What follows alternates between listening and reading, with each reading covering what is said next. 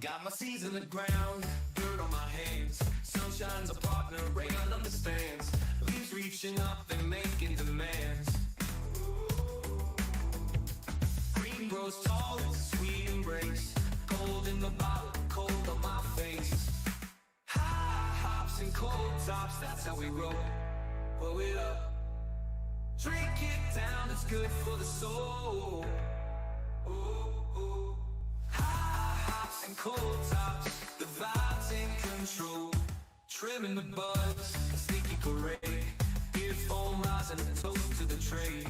Life's a garden, man, don't let it fade. Green grows tall, sweet embrace. Cold in the bottle, cold on my face. High hops and cold tops, that's how we roll. Roll it up, drink it down, it's good for the soul. Cold tops, the vibes in control.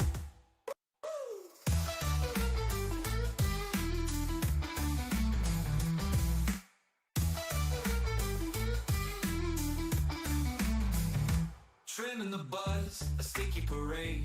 Beer foam rising and toast to the trade. Life's a garden, man, don't let it fade. Green grows tall, sweet embrace. Cold in the bottle, cold on my face. High hops and cold tops, that's how we roll. Roll it up, drink it down, it's good for the soul. High hops and cold tops, the vibes in control.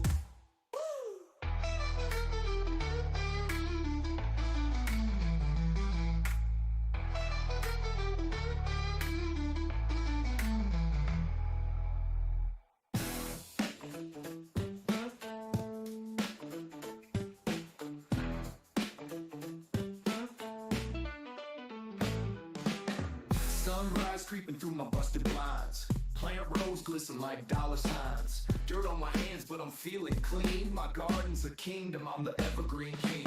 Flip the soil like a pancake stack.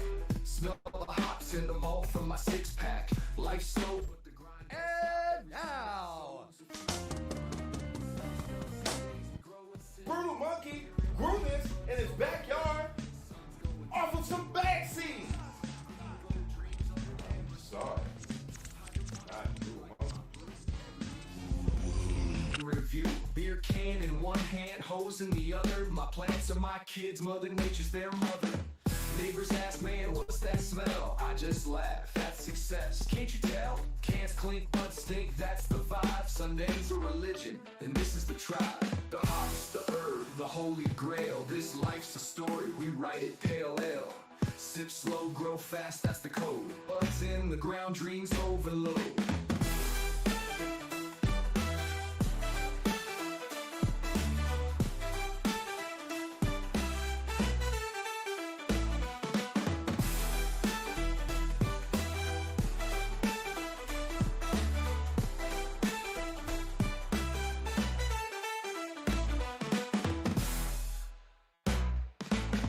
Hydroponics bubbling like my brew. Every leaf's a soldier standing in review. Beer can in one hand, hose in the other. My plants are my kids, Mother Nature's their mother. Hydroponics bubbling like my brew. Every leaf's a soldier standing in review. Beer can in one hand, hose in the other. My plants are my kids, Mother Nature's their mother. Hydroponics bubbling like my brew. World passes away. Together we shall forge a new one. Right now! Start time.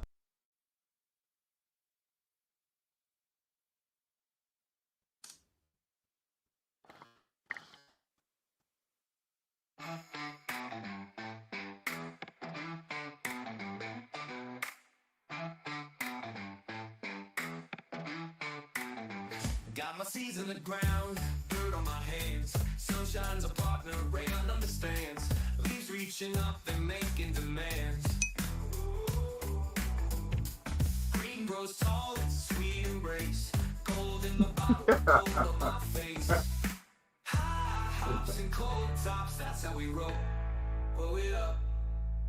Drink it down, it's good for the soul. Ooh, ooh. High hops and cold tops, the vibes in control. Trimming the buzz, a sneaky parade. Beer foam rising and toast to the trade. Life's a garden, man, don't let it fade. Green grows tall, it's a sweet embrace. Cold in the bottle, cold on my face. My stuff is out That's how we roll. Roll it up. Oh, yeah, man. It's good for the soul. Ooh, ooh. High hops and cold tops, the vibes in control.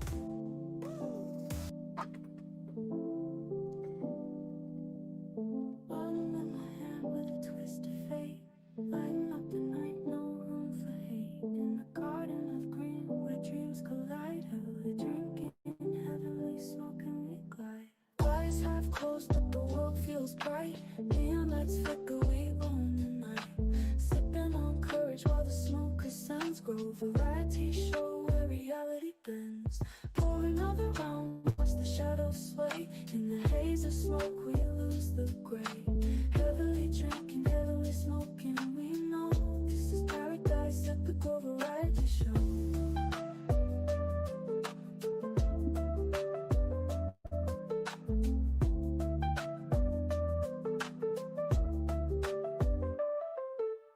Roots run deep and the blood sparkle bright. Pour it in the liquid gold till the morning light. In Do the this. haze of green light feels so right. Heavily drinking, heavenly smoking so high. Thank In the Chet. silent whispers of the falling ash. Time stands still in this lightning flash.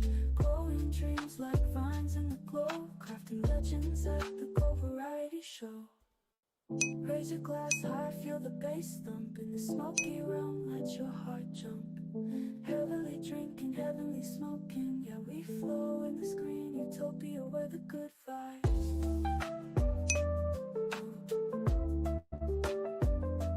Profiles grow. Profiles grow. Profiles grow. Well, what kind of party is this gonna be? Now here's something we hope you'll really like. We got alcohol, man. What, like some Annie Green Springs? Yeah, we got the Schnapster. Check it out. Bitchin'. Don't be such a square. Everybody who's anybody drinks.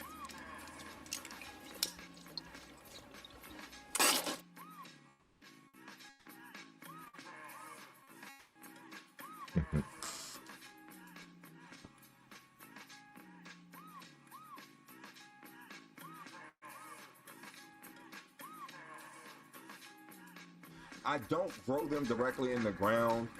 I've been trying for the past 3 years to sprout the seeds in February.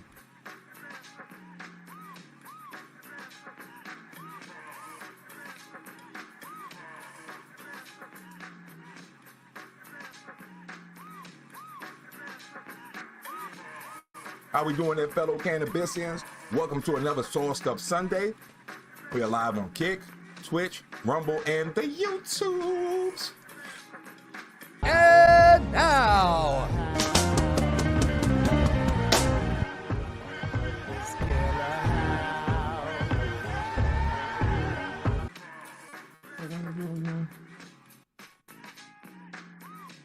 Body counts at 2. Can we make it, baby? Baby, are you taping? Baby, are you taping?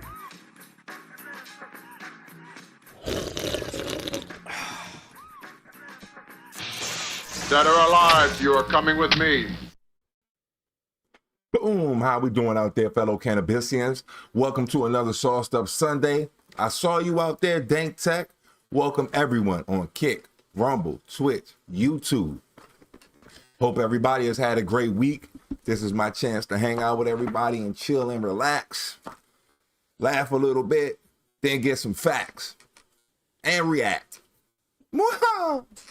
How y'all doing out there? Oh shoot, let me get the music going. There we go. Little better. Check to see how the chat is doing. Okay, Tom, how you doing out there? Puff, puff, pass. This should be a good morning. I got some laughs for you. Couple of videos. This is kind of the format that I want to roll with. Get us in a laughing mood. Get us into a little bit of learning, a little bit of fun. Chat a little bit, and on a good note. This should be a great show. Brutus Swamp, how you doing out there? All the fellow Cannabisians are here. This is excellent. Hey, I don't hear my tunes. I'm disappointed. Give me 1 second to adjust this. For some reason, OBS doesn't like me anymore. Every time I switch a scene, basically, I got to readjust the music in my headphones, and that sucks. Hurts my feelings. There we go. The drinking tunes. I feel the difference. Dang. That was like 70% of the atmosphere right there. Still sipping on the Oktoberfest. First beer of the day. First beer of the weekend, actually. And we are going to learn a bit. Like I said, we're going into some farming tours. I got one from Calvin Johnson, my main man, Mega Man, who used to play on the Detroit Lions. I guess, what is that, like mid-2000s? Right after they were with the 0-16 Lions, they ended up getting Calvin Johnson and Matthew Stafford and kind of turned it around and started being a playoff team. And I actually believe that Calvin Johnson has a record for most yards and touchdowns caught in a game, or at least a Monday night game. I definitely remember seeing him put it on Chicago. Well, now he owns, like many former athletes, NBA and MLB, this will be NFL, have gotten into cannabis, and they seem to be using it medicinally to help with their aches, pains, and, you know, the trials and tribulation of being a pro athlete for 8 to 10 plus years.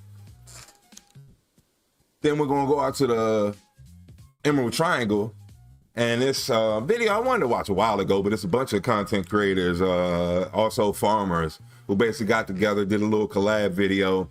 It's about an hour or so. Depending on how y'all feel, we can watch that or not, but I'm sure there's something we can learn from it, or at least we get to see what's out there as far as strains go. I'm sure it's going to be somewhat educational, but depending on how we feel about some of these people, it all depends how far we're going to go down the rabbit hole, I guess.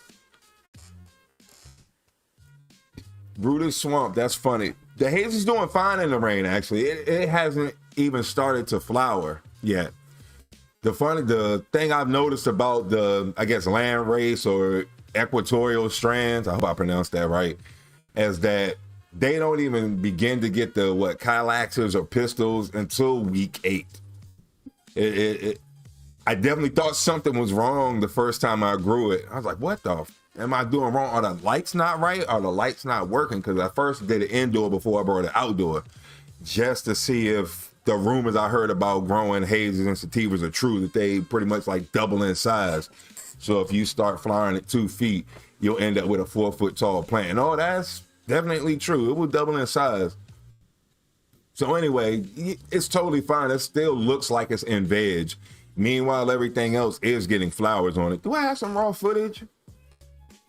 I think I got some raw footage. I went out to the garden yesterday and checked out the chocolate kush pretty well. Yesterday, it was like all creamy, all milky on the hairs. I went out there this morning and like 10% of them are like brown, even somewhat to the middle, towards the top. I was like, holy crap, what the heck happened in 12 hours even? But in my calculation from the look and size of it, I figured that the chocolate kush is in week 6. It is really bulked up now. How it was just a skinny thumb, now it's like, there we go, it's extra wide. It's like really fat now, it's bulking up. So I'm assuming it's in week 6 going into week 7. Depending on the trichome production or whatever, I could be wrong about that. It might even be an extra week. But anyway, I'm planning on harvesting that live on stream one of these Sauced Up Sundays. But the original haze is fine. I hope I answered that. Sorry, I started to go off on a tangent. So actually, first, before I beg and plead and twist y'all arm to fire up a J, I want to show y'all something funny right quick to kind of get us in the mood. Once we see that triggers our laughter and jovial mood hormone in our body, we'll definitely want to fire it up. So it should be no problem. And getting everything started and the show starting to flow.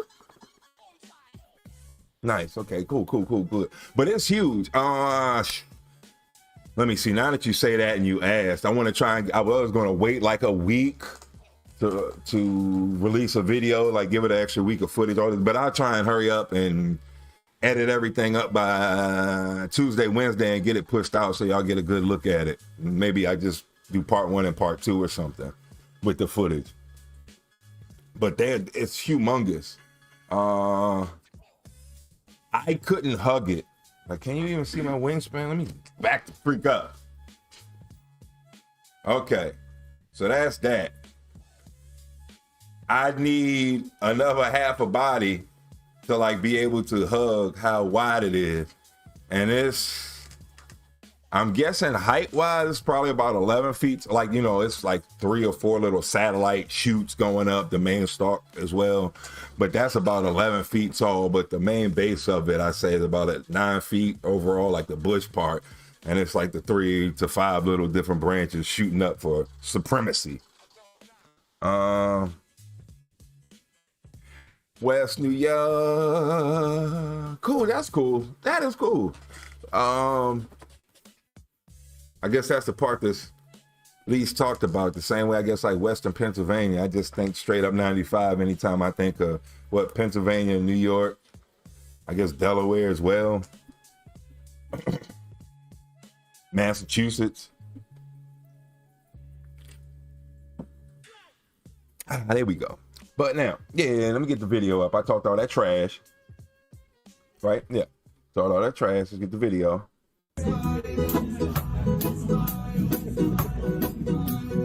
Yeah, I wasn't even going to give no intro, no nothing. I just want y'all, just want to see what y'all got to say about this. From the top, Sam. Because I see I got to reposition the screen, too.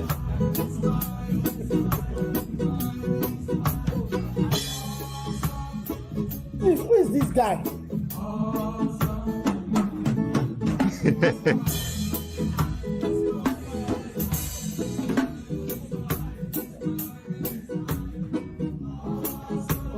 He wants all the fame. He knows everyone's watching him and they love it. Ain't it good to you?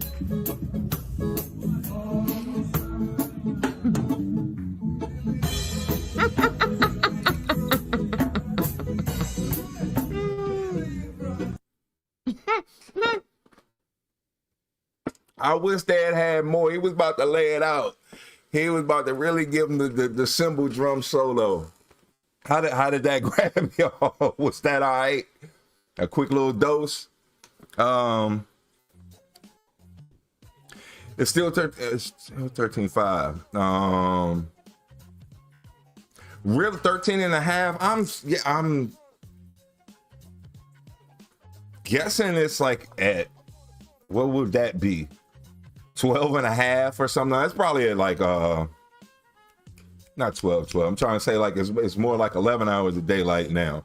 It's starting to get bright at like 7 o'clock and starting to get dark at, I guess about the same time, like 7 o'clock. So it's like 12 hours now. So okay, I was thinking it was a little less, but no, it's exactly at 12, I think, for me.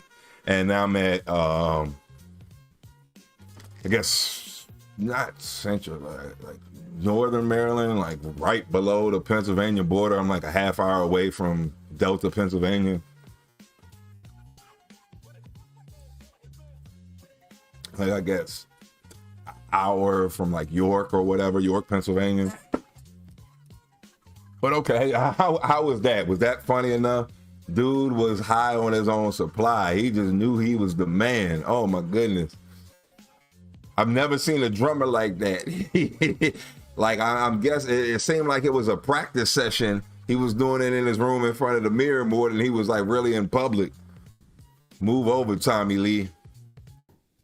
So where's my Hey, I had a J I was working on this morning. Yeah, I wrote a couple specialty J's for y'all for the show. Boom. Boom, a little tulip. Where's the other one? Oh, here's the fatty. Here we go. I got the fatty and the elements paper. Where's that? There we go. Okay, this is what I had earlier. Yeah, I got a multitude, an array of J's. And oh yeah, because I want to display the wheel. I almost forgot about that. You get to see the wheel. I got the, yeah. There's a new feature I'm about to display. Here we go. And this is something y'all can interact with too. No, I'm not. Well, yeah, I guess. Yeah, I guess I am in the mountains. And it's like, what you call it, a river that goes through pretty. What's the chick? I forgot her name. This was like, I guess, a year ago at this point. They got murdered on a trail, the Ma and Pa Trail. I live like right around there. The Mexican immigrant killed her. There was a big fund about it. I think even politicians were talking about it. But I worked with a few people who actually like knew her, I guess were related to her. Yes, I do get a lot of purple. The main plant that I was focusing on, because I guess it was so much faster, like 3 weeks ahead of where all the other plants were as far as flowering goes, that originally the chocolate kush had a lot of purple on it. The leaves was all purple. Well, 50% of the leaves were purple, and there were a lot of purple hues on the actual bud flower parts. Then it started to grow all white again, and it lost all the purple. I couldn't see it anymore. Now that we're in, I believe, week 6, week 7, the purple is starting to come back. The complexities, the trichome hairs, all of that is starting to appear on the plant. So it's getting back into purple. And I had to grab underneath to kind of show it on video. I shot a video of the buds pretty up close. You can see the hairs pretty well. But when I smelled it, it was musky. But it was also like that fruit, that berry that I was mentioning, how the chocolate kush was more berry, like a tropical fruit and no chocolate. I was getting that same berry chocolate again, but it was like a musk to it, which I do not remember from last time. So maybe having it out of the bucket did more than just give it the ability to yield more and grow better. It actually probably added more flavor to it, it seems. Yeah, it is purple, and also the strawberry haze is starting to have some purple, like on the buds, on the leaf as well. Next clip. I was going to rapid fire everybody. I forgot about that. Rapid fire. I got to cue the video. Oh, where you at? Boom, boom, boom. Okay. I hope you enjoyed the Badman drummer. Come Wicked. He was all over the place. Oh, yeah, this one's good. This one's really good to me. I hope y'all will enjoy it, and I believe y'all will understand why we even watching it. Because as much as we watch fights and redneck brawls, you watch the Charleston White and Island Boy Red fight. And we've watched a few bare knuckle boxing. We haven't, I know they're going to flag us if we try and watch UFC. But this is quite fitting. This reminds me, what we're about to watch next, the little short that we're about to watch, reminds me of an episode of Martin back in the day. Martin Lawrence, a comedian, when he was going to fight Tommy Hearns. And the whole fight just was all comedy. So it gets to a point where Tommy Hearns beats up Martin so bad that the referee kind of like, breaks it up. Martin holds him. The referee has to like push him aside, make sure he's okay, like clean the gloves off to get him back in the fight. And Martin's like blinking and he starts trying to fight the referee. So Tommy Hearns has to tap him on the shoulder and like, start punching him to get him back to fighting him. Well, for like whenever that show was on, 93, 94, I always thought that was like a ridiculous parody and that would like never happen in a real life scenario. Well, I remember being told don't never say never. And I think this is one of those scenarios. So let's go ahead and check this one out real quick. This rapid fire funny to try and get us in the getting ready to fire it up and go into the show. Oh, did I say that already? Yeah, I think it did. No, it didn't. Yeah, it did. Didn't? Yeah, it did. Got it. Tie his opponent up. He's going to get knocked out if he's not careful. Here we go. 5 seconds remaining. Round number 1. Oh, he's looking at the ref. The fight's over. We have a new world champion. It is Alberto. I want to see it one more time. Got it. Tie his opponent up. He's going to get knocked out if he's not careful. 55 seconds remaining. Round number 1. Oh, he's looking at the ref. The Boom. He got him with just a 1, 2, 3. And the referee, thank goodness he had his wits about him and knew how to defend himself.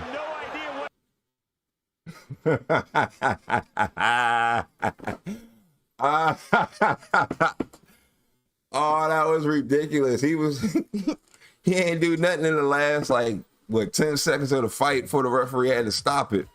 So then he wanted to break bad on the referee, I guess. He got his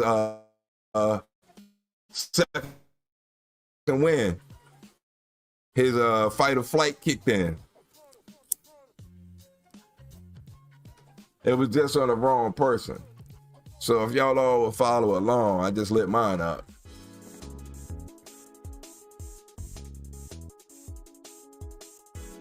Lows and heights. That's right, but that's life. Right now, everything is feeling all right. Everything is feeling all right. Yeah, boy. Having a great day. I'm enjoying myself. Thanks for everybody who came in here. Yeah, let me get it to you. Thank each and every one of you for being here with me today. Oh, yeah. Oh, yeah. You too, lady. Every one of y'all. Thank you very much. I really appreciate it. Trying to step my game up, trying to get better. And I appreciate all the love everybody's giving me. Y'all have really helped me out on my journey.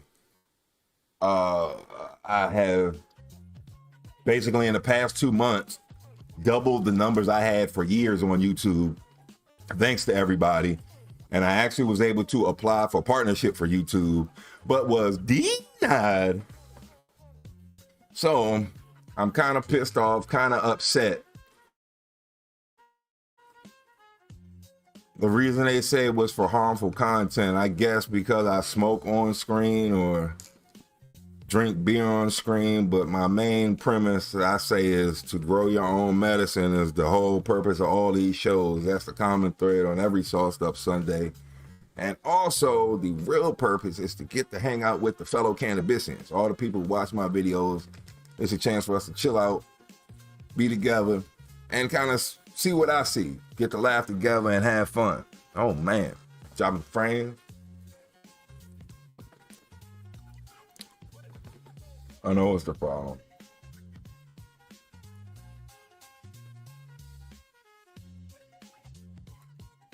Oh yeah, because this was up. I wanted to show y'all this. That's why it was. That's why I wanted to fire it up real quick.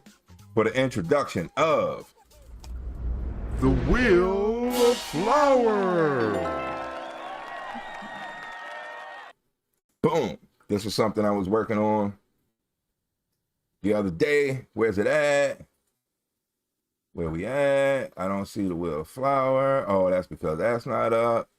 There we go. Now you see the Wheel of Flower. Nope, that's not it. I hit the wrong button. Now you see the Wheel of Flower. There we go. Excellent for the debut of the Wheel of Flower. And we can actually give it a go. This is a real deal Holyfield.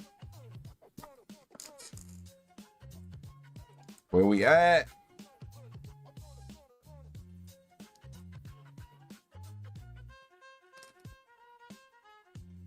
Bam. So now we got to see it in action. Where we at? Yeah, we got to see the wheel in action. And somehow I'm going to incorporate that some kind of way. I don't know. I'm going to figure out some word, donate, I don't know, to get somebody to spin that. And that's going to interact kind of the same way to, oh, my bad, where's that at? This is the Bong Rips and all that, interact with the stream. Boom, so where we at? Harmful content, yeah. So I'm working on a video now. I originally, like, this was a couple months ago, the Strange Show did a video on this, and it was about him and Drew is sharing how they got the same thing, the harmful content. I'm actually thinking that I was thinking about a law. I was suing YouTube. I was pissed. So I was thinking about suing. I'm like, hold on. If my content's so harmful, why am I even on your platform then? Why are you showing my videos? So you like, my videos are keeping people on the platform. They're getting views. They're interested in whatever we're talking about. So people are watching. You have no problem, whatever ad you're showing without me getting paid or, you know, however they're working, using me to help boost their platform, but me not reaping the benefits. If the content is harmful, I should probably go, shouldn't I? You shouldn't be able to show it. So either it's not that harmful or I should be compensated. But you can't have something that's harmful, show it, and then be like, oh, well, I'm not paying you for it. I'll use it, but I'm not paying. So anyway, I started thinking, oh, but what about a class action lawsuit? That would probably actually work a lot better. So I contacted Legal Mindset. The only way I could do it was through X, and I tried on Instagram also. I tried both avenues. But maybe that's something that can be beat. And more importantly, they got to define what's the harm about it. Because I specifically try and like present it as a healthy thing, and I'm in a legal state to grow, so I don't get where the bad part is. And so I wanted to have a video ready today. I don't.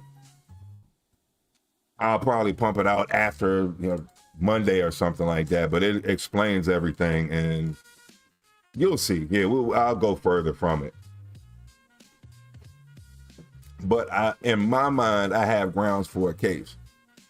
Now, that doesn't necessarily mean that, like, I'm expecting Legal Mindset to basically say, yeah, you actually are right. But to be honest, to go through all the court cases and prove it and the time it's going to take, it's not going to be worth it. And I can understand what he means. If this is going to take like 2-3 years to get resolved, it might not be worth it. So even though I could technically be in the right and I could actually win, you know, just the right judge the right day or whatever, to go through with everything and all the energy that it would take, it might not be. So I do want to hear. I don't think I would be good enough to get Ron Coleman's perspective. He's the one handling Smash JT's lawsuit, and he's familiar with the internet rules, how it works in real life. And I know Legal Mindset did, but I want to see if there's a way. But I'll keep going. The plan is fluid. The plan is definitely fluid as it goes on. But we're going to keep laughing. We're going to keep enjoying ourselves. I forgot to load up the next video. My bad. I was so busy trying to explain myself and fire it up. But this could be huge for everybody. I know Mr. Canucks gets paid. Like, there's content creators who are monetized. So, yeah, it's a couple catch-22s that I have. It's not just, hey, you said you wouldn't lie and I caught you in a lie. No, it's more so like I can prove you're enforcing it incorrectly. The video basically shows all the channels that are monetized that are basically what you would consider harmful content. I'm guessing whatever you would assume I'm doing, these are people who are totally monetized, I guess, doing the exact same thing. So what's the difference between me and them? That's basically it. I'm gonna have visual proof to put them in a rough spot. And took me so long because I'm trying to polish it to the point where, like, hopefully those will be court worthy. As if. Okay, so yeah, let me get the next video together. My fault. That's one more little funny one, and we'll get into our feature topic. But I just thought I'd unveil that for y'all real quick. One more time to get us to laugh. Did we do this? This is Spider Cup. Yeah. Okay, no, not that. This one's good. Oh yeah, this one ain't even. It's kind of funny, but it's more so. I thought this was a good lesson in life, to be quite honest. You kind of see it's like a little aggressive fight back, but the words were just too smooth to make this person a bad guy. Okay, so here we go. Everything's queued up. And to me, this is the exact definition of kill them with kindness. Oh yeah, let me get my Captain America popping. You see, man, I gotta give my boy my respect. This is the definition of killing with kindness, I think. I really appreciated this video when I saw it, and it wasn't what I thought it was going to be when I first saw it either. So I'm interested to hear what you think.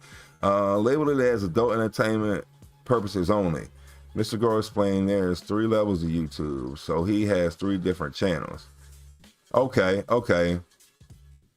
Mr. Grow said if you're showing plants or use the word, yeah, you're basically not going to get my.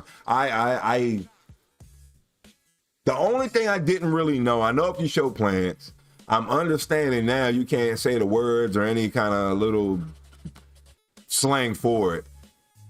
But I did not know adult entertainment purposes only. I didn't know that part.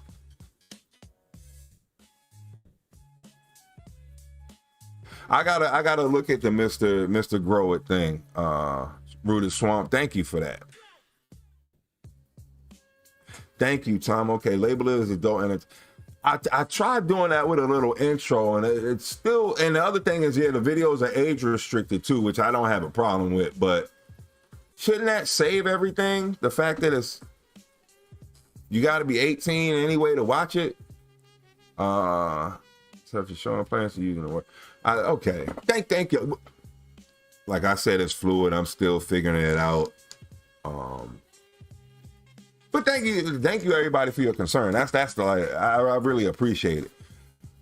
I'm not that familiar with it, so that's why I'm still researching. I don't want to say anything that is misspeak.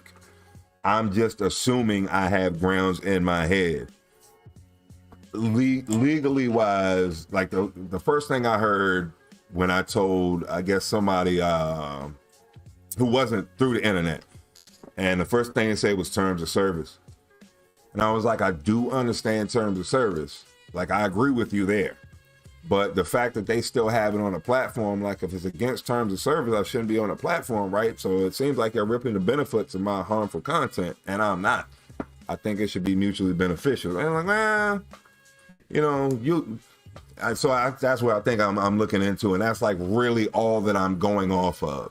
I'm trying to get in contact with lawyers familiar with the internet just to hear them out, just to hear if there's anything to it, which I'm thinking it might be like a 20% chance to, but YouTube gets sued all the time.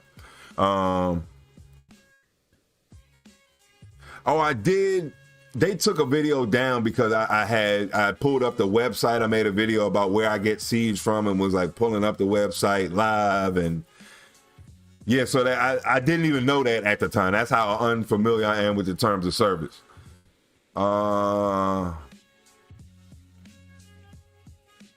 Okay, yeah, it's all about legality, and I understand that. Like, they don't want to be indirectly blamed for something and be sued for millions. I get it. Yeah, I don't fault them for that. But what I do fault them with is, I kind of think it's dirty if you're just a content creator who's under, 1,000 subscribers or 500 subscribers, whatever the requirement is to go live, that they can air commercials air ads. Okay, if you have under 300 watch hours, they can air ads on your channel and you don't get paid for them. I think that's kind of dirty. Like, you are the content, and it's basically like no way you're getting paid, but keep making content for free. I don't see how that is. There's got to be some kind of way to break that up or challenge it, at least get it defined. Like, there's got to be some kind of way to at least go at the status quo, and that's all. First, I want to even know what the status quo is, and that's all. Let's get back into funny. And that's kind of why I didn't want to show the video. I didn't want to bring us down with my crap.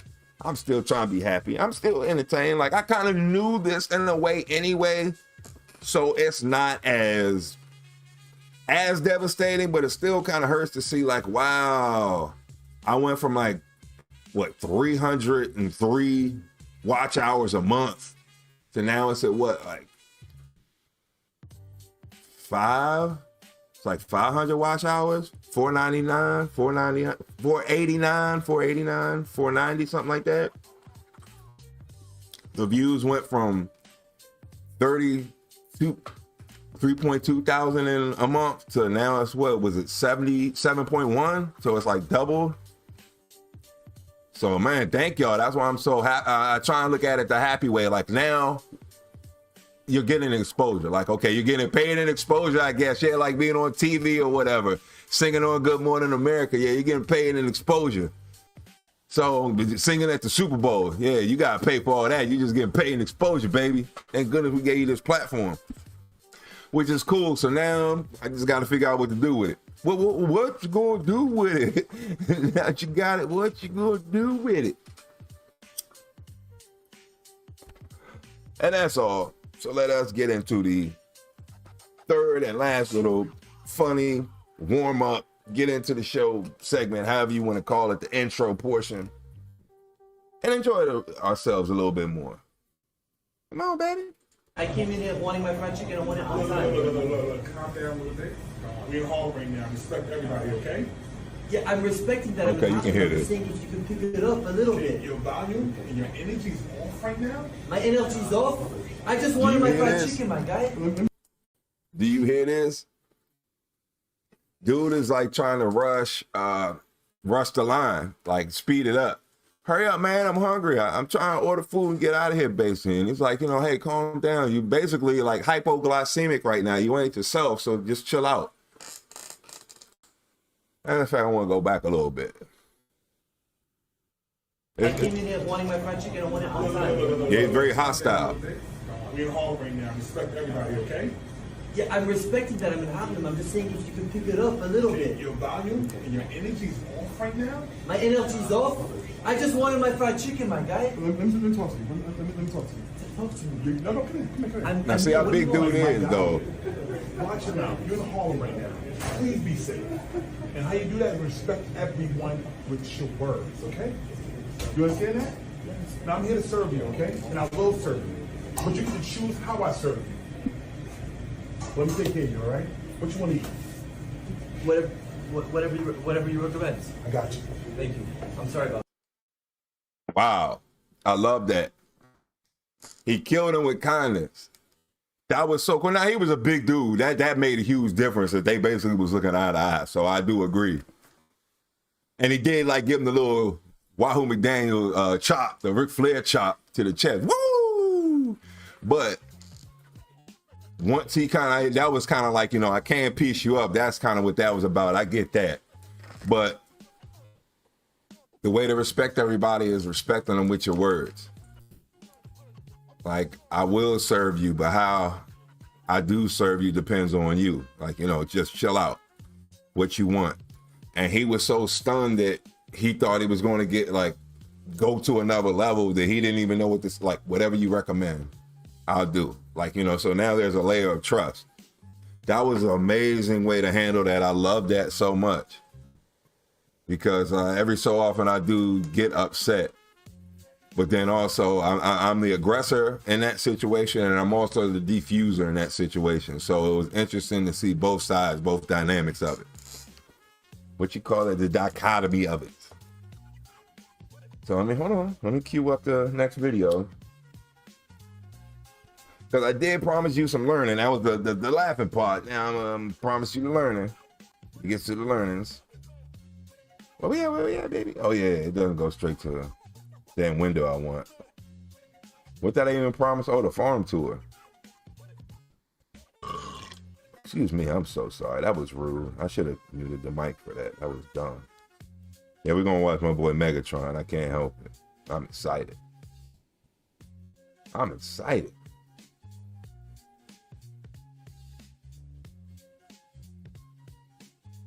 Yeah, a little better. Yeah, there we go. I'm excited. Oh, I didn't know that. Where are you at? What? Oh, there we go. Okay. And I guess go up a little. There we go. Now that's better. It actually looks presentable. I forgot I didn't have the topics display on the other screen. But fire up your J if you may. Just like Aerosmith and Run DMC, we're going to walk this way, or walk this way, and learn about cannabis. Now I'm wondering where this Megatron's Cannabis Farm, Mr. Calvin Johnson's Cannabis Farm is. Is it in Michigan? He was a Detroit Lion, so I'm eager to see. I want to learn all about it.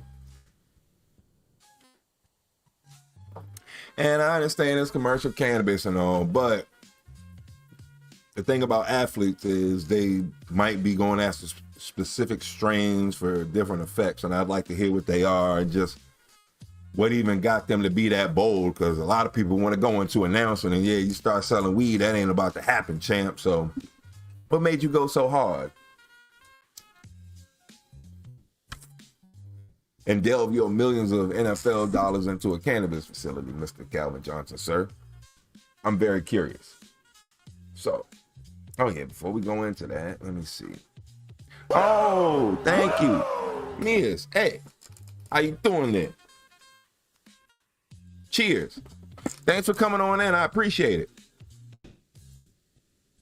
We are about to go on a Cannabis Farm tour, and I hope you enjoy. Now let's everybody get into the featured topic of today, wherever that is, somewhere on the slider thingy. Not the history. There we go.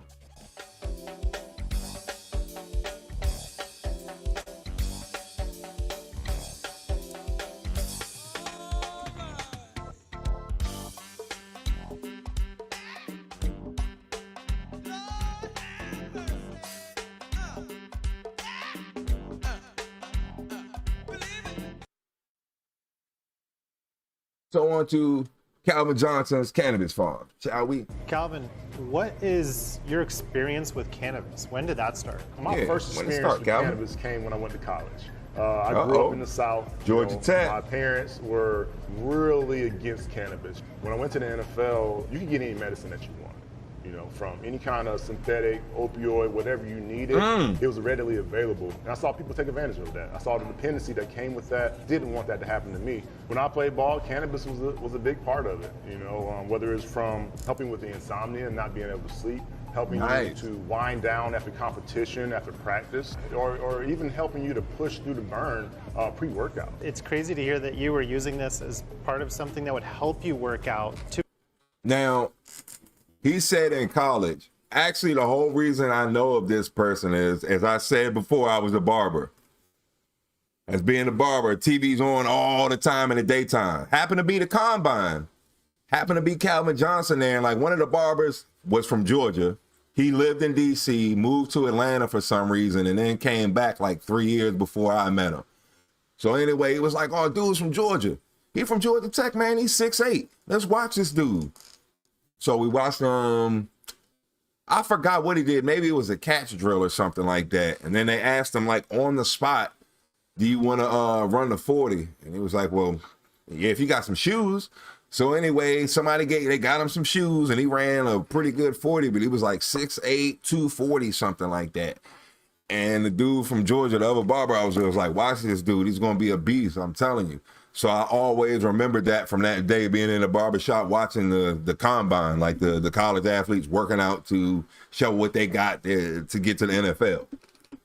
Become one of the best wide receivers. How often did you use cannabis in the NFL? I used it a couple times a week during the NFL. I would say after game day, when I get home, it was the only thing that could help me go to sleep, to wind down after competition. So after all the touchdowns and so to numb the pain down, to be able to push through workouts, that was crucial, because being able to get your workout in, to prep your body, to go throughout the week, to go throughout the season was essential. And if you couldn't do that, you won't have durability. You won't be able to last. So cannabis was something that helped me be able to get through those workouts, to do what's best for my body so I can be durable for the team. Mm-hmm. Well, it's funny that he said all of that, right? That the cannabis helps you push through. Like everything he's saying made me think of like gardening. Like that'll make you push through wanting to like trim the harvest when you still got pounds to go?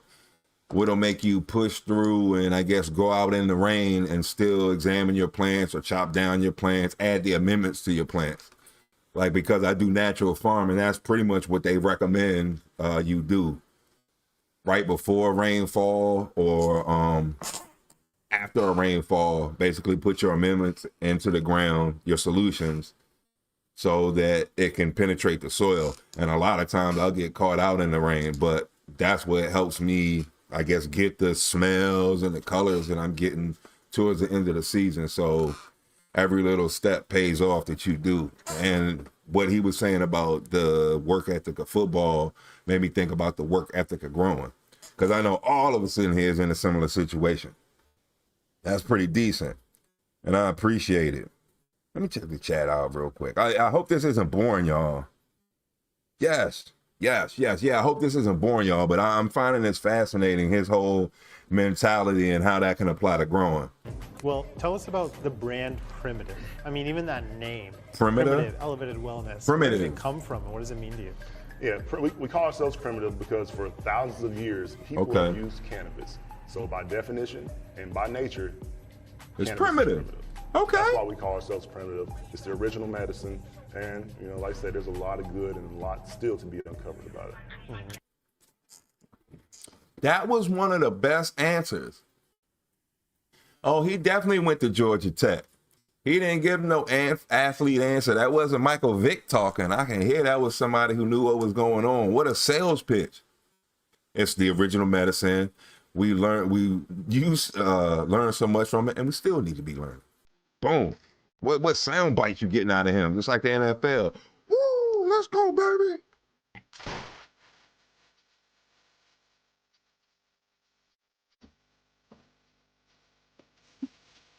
So Brandon, what's your role here at Primitive? Director of Cultivation. Nice. You know, Michigan has an illustrious career as a cannabis epicenter with this country. And as I understand it, you've been part of the cannabis industry for almost all your life. Michigan, nice. Where we at? Yes! Look, let me tell you something. Stay off the weed. Was that good enough, or should I go more dramatic? That was my like quick, just taking it in. But let me get it. See you later. Look, let me tell you, to be the LeBron James, you're gonna have to stay off the weed. Was that good? I know the voice pitch kind of changed. It's hard for me to do the voice, but bruh, you want to make it in the NBA, you're gonna have to lay off the weed. That's it. That's it. Lay off the weed. Lay off the weed. And I ain't watched them in probably 10 years at this point. But I hope that was it. Yeah, lay off the... I mean, I think Calvin Johnson had a short career, but you also got to remember he's like at least 6 inches taller than the people defending him, and he's like a wide target. And that's basically what was happening to him. He was jumping up in the air and like getting hit in the back. So I think he only played like 8-9 years. I think to really be seems to me, just from my observation, to be a Hall of Famer, it's like 10 years of 1,000 yards. 10 years, 1,000 yards a season would pretty much make you a Hall of Famer. I don't necessarily know if he met those requirements, but damn, it was good to see him play when he played. Oh, he was a touchdown machine. Megatron, because he was humongous. Tell us about that. Yeah, I actually got into cannabis very young. As I grew older, I seen the benefits it had. My father was very heavy into cannabis. In his later years when he was sick, like it was... They all look like the same plant, really too. Helped him. And really, for me, like that solidified my passion for it. What was the Michigan cannabis market like as it was going from like that point where it was illegal like every other state to the point where it was like caregivers, then medical, then now it's recreational? I mean, did you participate in it all of those times? Yes, from the very beginning. We call it the green rush here in Michigan. It was a great time to be in cannabis. Top dollar for pounds. Then as it started to evolve, Top dollar. Regulations came into play. It made it more difficult for us. No longer you could sell your overages to like any random dispensary. So you more or less had to veer into the legacy market or black market side of things. So you used to drive around offloading pounds then, back in the day? Oh yeah, a lot of them. You know, there's Nice, times we okay. might have 20 pounds, 30 pounds in the car, going to move it all in one shot, right off 8 Mile. So when you first joined here, I mean, were you the director of cultivation? Oh no. Well, you know what? Now that I think about it, like Detroit is right by Canada and everything, right? So I guess it would be a lot more popping in. I mean, me growing up in DC during crack era and all that good stuff and Republican presidencies at that time. So yeah, it was probably a little more cracked down than say Miami or what Detroit, California, things like that, border states. 30 pounds in one shot. Okay. I mean, I guess it's possible. What's it, the kid Cannabis? He was moving, like going across the border in Canada in the 2000s, moving pounds. Actually, came in as a cultivation tech. Just made it a point to show up every day. I went like my first 3 years, never missed a day of work. Within 7 months, I became the cultivation manager. Nice. Then fast forward 2 years from there, I became the director of cultivation. Really, one of my first memories of Calvin and like coming into the facility is, yeah, a couple weeks after I started, I was here finishing up the day. He showed up, you know, came back. He's like, Brandon, like, what else do you have to do today? And I'm like, oh, I just need to mop these floors. He grabbed the mop bucket and mopped everything, and you know, finished up the day, and we walked out together. Then like that was a point in time, like I really realized, like, oh man, like he's the real deal. This is where I fit in. That's awesome. Tell me a little bit about this room that we're in. I mean, this room is your, what is it, mother, prop, and veg? Yes, sir. This room is essentially our bread and butter. In my opinion, it is the most important room of this building. This is the whole lifeline of the entire operation. The 2 trays behind me are full production trays. Every 12 days, we're reloading a fresh batch, cutting clones. We're on a 63-day spread, so every 12 days works pretty well for us. We have somewhere roughly 20 different genetics in here, either 1 or 2 moms of everything. How many production strains and genetics do you have? Right now, I'd say we're at about 10 full production cultivars. My number 1 right now is our frosted truffle pie. It's a cross of sherb cream pie and black truffle. It is a complete commercial hog, high testing, has a very sherb nose on it, definitely has some beautiful color on it, purple. You know, Brandon, the way that you guys grow here, it's really like controlled environment, high end. The facility is boutique, you know, everything that you do is extremely intentional. You guys are really just focusing on the best plants that you. And the thing, that's what I was noticing earlier. I was like, dang, them like 3 plants that they showed us when they first started talking to dudes all look the exact same. I was like, what the it's like a mirror was there. But how uniform everything is. And that is, you know, from cloning. Pretty much that's how it's done. When you manufacture, everything comes from clones. And that keeps everything uniform on the same timeline, same height, same consistency, man, all that good stuff. Whatever corporate buzzwords I can come up with. But it looks very, very, very pretty. So it's very cool that Calvin Johnson was able to find this OG. I guess that was his dealer when he was in the NFL. You possibly can, and the numbers that will optimize their production. Can you tell us a little bit about like how that goes step by step from these mothers, how many cuts you take, then it goes to propagation, how long you veg for before it goes into flower? No. Yeah, every 12 days we cut a batch of clones.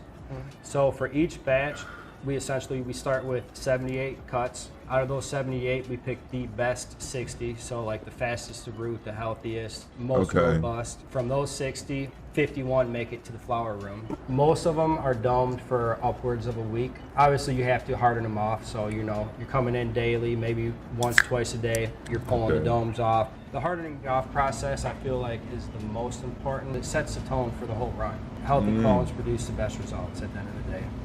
Got it. I mean, are there any products that you guys use that ensure that, I don't know, you have maximum success? Okay, that's pretty. pretty interesting philosophy. He wants to start them off in a certain way, and like the initial entering of the room is when he starts to do elimination off the break. So that's good to know. By the time it is ready, all of the plants are ready to go into the grow room. He's going to have reduced the ones that basically aren't showing like they care about it. That's in your cloning? Yeah, we use BioWorks Root Shield WP. Okay. It's a biofungicide. Really helps strengthen plant immunity. Essentially protects it against any type of root-borne pathogens, funguses, whether it's Pythium, Fusarium, whatever the case be. Just puts that extra layer of protection on. And through my experience, it really helps with the root development and overall health of the clone. Well, besides like lactobacillus to help with fungi, I'm also trichoderma is something I'm getting a little more familiar with, and that's like the more yellow fungi, and that can kind of counteract or take over a lot of the more harmful pathogens. I guess trichoderma is leaning more on a side that we don't want, but I guess it's like the assault rifle, not the assault rifle, the assault rifle of the fungi world. It's like something that you're going to incorporate with your plants, and that really helps to combat with pathogens, soil pathogens as well. Use our BioWorks Root Shield. We use it for our clone solution as well as when we transplant. So when we do our transplant, that's we another also one. put Rockwool cubes and a nutrient solution with the Root Shield in there. Somebody it sets everything up for success right from Steve! Good morning, good morning, good morning. We really notice on our I saw your clones, plants. we get a really solid mycorrhizae. It was like going in a time machine. You can really see like the white fuzz on the roots when they're coming through. Great indication of positive bacteria going on in that root zone. So he's pumping these things full of a lot of biostimulants. I've seen a lot of like biofungi, fungicides. He was saying like a lot of root stimulant, a lot of root protector to just make sure there's no pest. But he is going into Rockwool cubes, and I will say, as convenient as they are, and I guess depending on how you want to grow, they you're not going to be able to get escape from it. But they, by the end of the run, for the most part, they're always like green, I guess algaed up, I should say. And I'm guessing it's a harder time for the roots on that around that area to have a tough time breathing or doing whatever it does. I don't know if they water roots at that point, air roots, but I seem to have problems with those. So I actually like direct to soil. And then there's like, I guess, root plugs. I would probably think that would be a little bit better than the Rockwool, even though I've had like mixed result with Rockwool, I should say. I've had the most exposure with that, but I'm guessing I'm like 50-50 with them. But I do like the fact that they're basically easily transportable, and they got that, just drop the seed right in and you're good. You can put them all in a tray, just make sure the bottom's wet, and it'll pretty much do what it needs to do. But I don't recommend them. They get messy. Plan up for success. You know, it is a biofungicide. It does. You got like a tree root. Against any stressors like heat. There's stress, no way to reuse it. Drought stress. It really boosts. You got to throw them away. Brendan, is there anything else like relatively unique that you guys do around here that maybe you could teach us about? First off, we're really heavy into crop steering, checking the values on these plants, monitoring the substrate. Most importantly is the environment. A lot of the environmental factors dictate how these plants want to move water, how they grow. One that really stands out to me is CO2 manipulation. A lot of times in the past, you know, you would just like set your room to 1,000 ppm CO2. But with CO2, it actually controls your stomatas on the leaf. It opens them, it closes them. So you could also use that as a tool to manipulate your irrigation cycle. So Okay. I was trying to give him a chance to land his plane. And he was basically saying incorporating the CO2. I'm guessing the way he's manipulating it is since he opens up the stigmata with extra CO2, and that allows him to add more nutrients to the soil or whatever, like pump the plant 10% more, giving you, I guess, 10 to, let's say, 20% more yield at the end of the ride. That's the purpose of it. Where we at, baby? Yeah, I had my coffee early. I think I had my second cup right before the show started, Steve. My My favorite medium is probably soil. Yeah, I'd have to say soil. And I guess before this like no-till experience, this 7 years of no-tilling, everything else has been like a potting soil or some sort of out of the bag soil. And not that I haven't had good results with those, but I do like the fact that no-till growing, the things that I'm doing the year before, the month before, all pay off, and I get to see that everything is working well. At this point, my EC or PM meter would be the earthworms or red wigglers that are in the ground in the garden. Anytime I touch anything or try and poke the little aeration holes in it, worms just come out like a hands coming from the dead or whatever, coming up from the ground. It's like the zombies. So that's really what is my nature's indicator of soil health. And I enjoy those results. Hydroponics, I like the results of those, but the bad part about hydroponics is if the electricity goes out, you are totally screwed. And I'm a cheap bastard, so growing outdoors in the ground is like the most cost-effective way. And there's no light bulb that can replicate the sun. Boom, there we go. I gotta remember the catchphrase. If you have a plant, mom plant, it's just not breaking as much. Oh, it would be as easy as cranking down that CO2.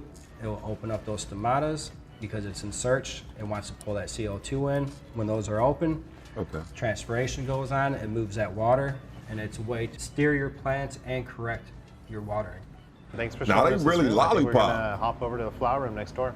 Sounds great. Yeah, my pleasure. Oh.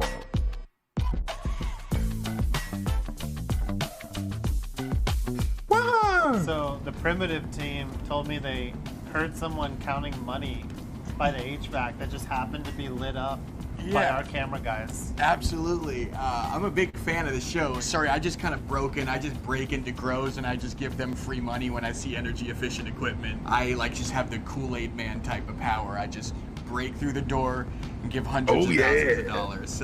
So what exactly does Green Bill Burr's son? A lot of growers have no idea that when they upgrade to energy efficient equipment, or even when they start a new grow and they're buying LEDs, dehumidifiers, HVAC, that they could get huge cash incentives for that. We're the company that makes that happen. We facilitate that process. So when they want to go energy efficient equipment, is this the question mark suit guy? Save money on their energy bill. There's also free money in that. HVAC is a big one. LEDs are the big one. I was calculating the numbers and I learned that per LED light at Primitive, they could get up to $220 in free money per LED. Damn.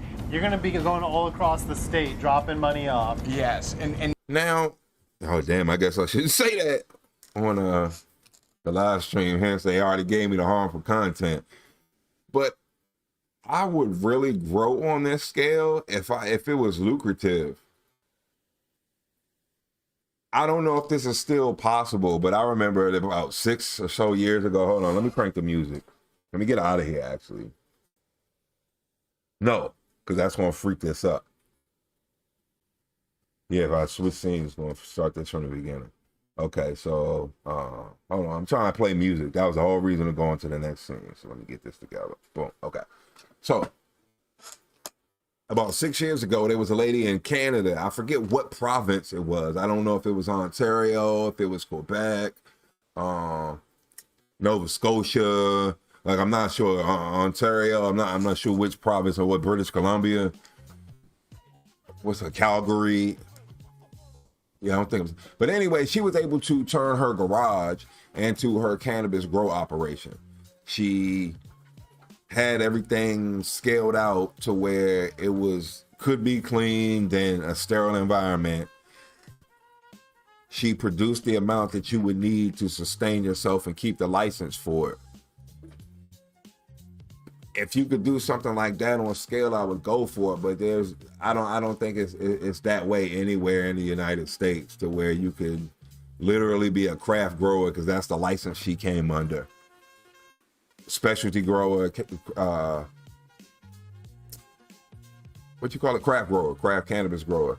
specialty cannabis grower. If you could do that, I would really go this scale, have like a vertical grow the way I see these people doing it, and really get into the science of it, because I'm kind of think, man, that's a lot of, I guess that's okay, but that seems like double the lights you got to spend for, and then, I don't know, yeah, I got to see the math on it. I would have to see the numbers, but I would love to be able to grow at this scale and be this attentive, but it's,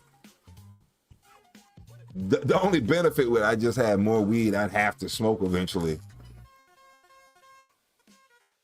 Michigan is the main one. Like Minnesota, we all know what's going on with Minnesota. They're issuing the licenses. Our DMs are being flooded. But Michigan, we've done great business and we have great relationships with Michigan. Tomorrow, I'm presenting a $500,000 check to someone in northern Michigan. So it's going to be pretty cool. And I just can't believe that my job is this. It's just to give people free money. I feel like Mr. Beast. I feel like Mr. Beast. I heard that you also might have a rap. Yeah, I mean, look, I'm a Caucasian rapper. This is the first time I've ever been in Michigan, so it's only right that free money turns into free rapping. And I'd love to spit a little verse. No, 8 miles off farm. don't rap. Oh, the my food father, look good. Next generation, then myself and my brother Chris. And here we are. Same family, same recipe. We're the oldest family owned, same family, same blood. That's what makes the difference. You can taste the family Where blood is in this? each dog. Well, I don't know about the blood, we cook them well done, but yeah, hey, whatever floats your boat. The hot dog you're eating is really a sausage. Yes, It's lady. a proprietary recipe. The chili is our own chili recipe. We have our own Nice. chili company made. It's a creamy style Greek spice chili. Then some Greek tangy spice. mustard on the top, a sweet onion, Vidalia when it's in season, that's key, and a nice soft steamer bun. And when you bite into it, it like pops in your mouth. It's a party in your mouth. That's the magic. And that's a 108-year-old recipe right there. We've been on this same corner, same spots. We're like a piece of American pie. We're red, white, and blue, American Coney Island. Take a bite. Holy crap. Okay, take a drink. Cheers. Welcome. Thanks for coming in. Doink. Okay.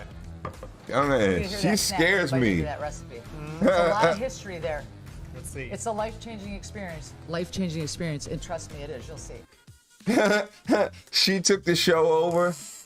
Like, that's what I was talking about before. She's the type of lady that'll beat you with her purse and you'll run just because she's just the way she is. She's larger than life. She was confident in her product. Wow. Yeah, I was scared of her. She's serious about her stuff. I like her. Drink the beer. You can't complain. I'm about to eat a 108-year-old dog. She took her airtime. She's making ASMR. Snap. See? Pops right in your mouth. Some would even say a little bit of a crack on a pop. Got the. What is this? Can I like scoop That's that on chili and put cheese it on fry. You here? can do whatever you want. Yeah, go crazy. Yes. Chili cheese Chili cheese fry. onto this. Lady. You know what? The fries should be even going on top of this thing. So Grandpa came over here, landed Ellis Island, immigrant. What happened in Michigan and pretty much all over in 1917? Prohibition. Downstairs in my basement is where the first speakeasy was. Grandpa would bring all the old timers here, figures out, we're Greek, we feed people, right? So he put together a hot dog, made that Greek chili sauce, put some mustard and onions on it, total fluke to feed the guys that were downstairs in the basement, smoking and gambling. And here we are 100 and some years later. Wow. Ow. American ingenuity, baby. Made it work. I can't go anywhere until after Yeah. Oh, you're still harvesting. Okay, I'm sorry. I jumped in too late. What's your favorite clone medium? Favorite clone? Clone is still soil, to be quite honest. Like rockwool, that's what I'm saying. The appeal of rockwool is so amazing. The same thing for just dropping a seed right in it. The same thing for the clone. Dip it into the rooting powder, rooting gel. Dip it right into the rockwool cube. But what are those root plugs? Those I think work better. I like the appearance of peat pods, but I don't think I've had great results with those. But yeah, the soil way better. Come on over. I can't go anywhere till harvest. Yeah, I'm hungry. This is killing me. Yeah. I love the way she's talking about her crap. She's not playing. Put her in a movie.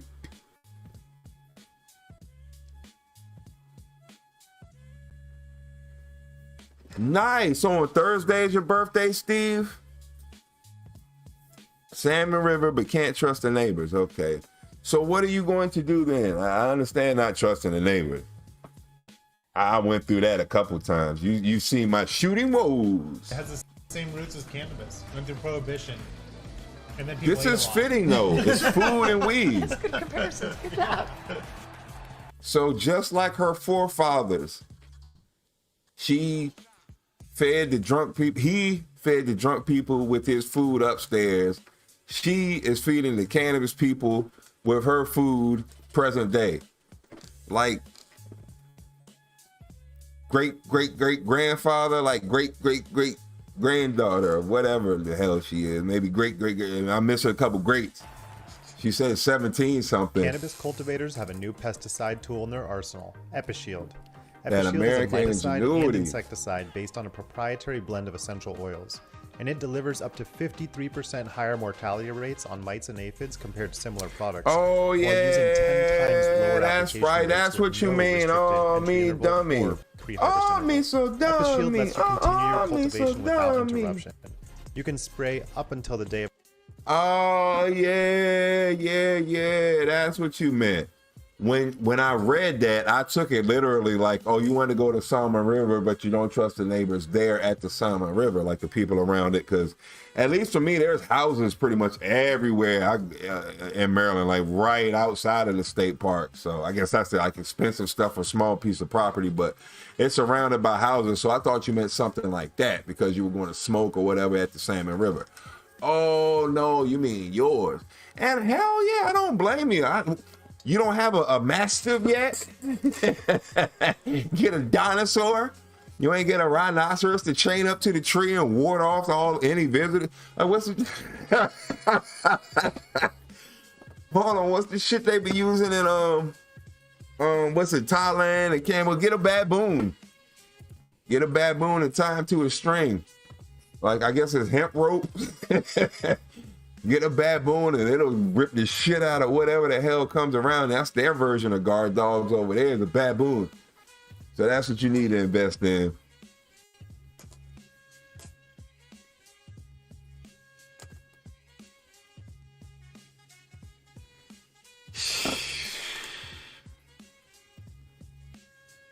Like, yeah, rent a Rottweiler. Like, yeah, can I borrow your Rottweiler for, I guess, about 8 to 10 weeks, depending on the strain variant? Give me, I want the platinum package. I need aerial, land, and sea protection. So I'm going to need a shark. I'm going to need an eagle or an owl to come, like a falcon to come down and swoop down from the top. And on land, I'm going to need a cougar. I'm gonna need a panther. And you got a miniature bear, not a baby, not a grown up. Can I get a teenage black, like an 8-year-old black bear, like a 7-year-old black bear?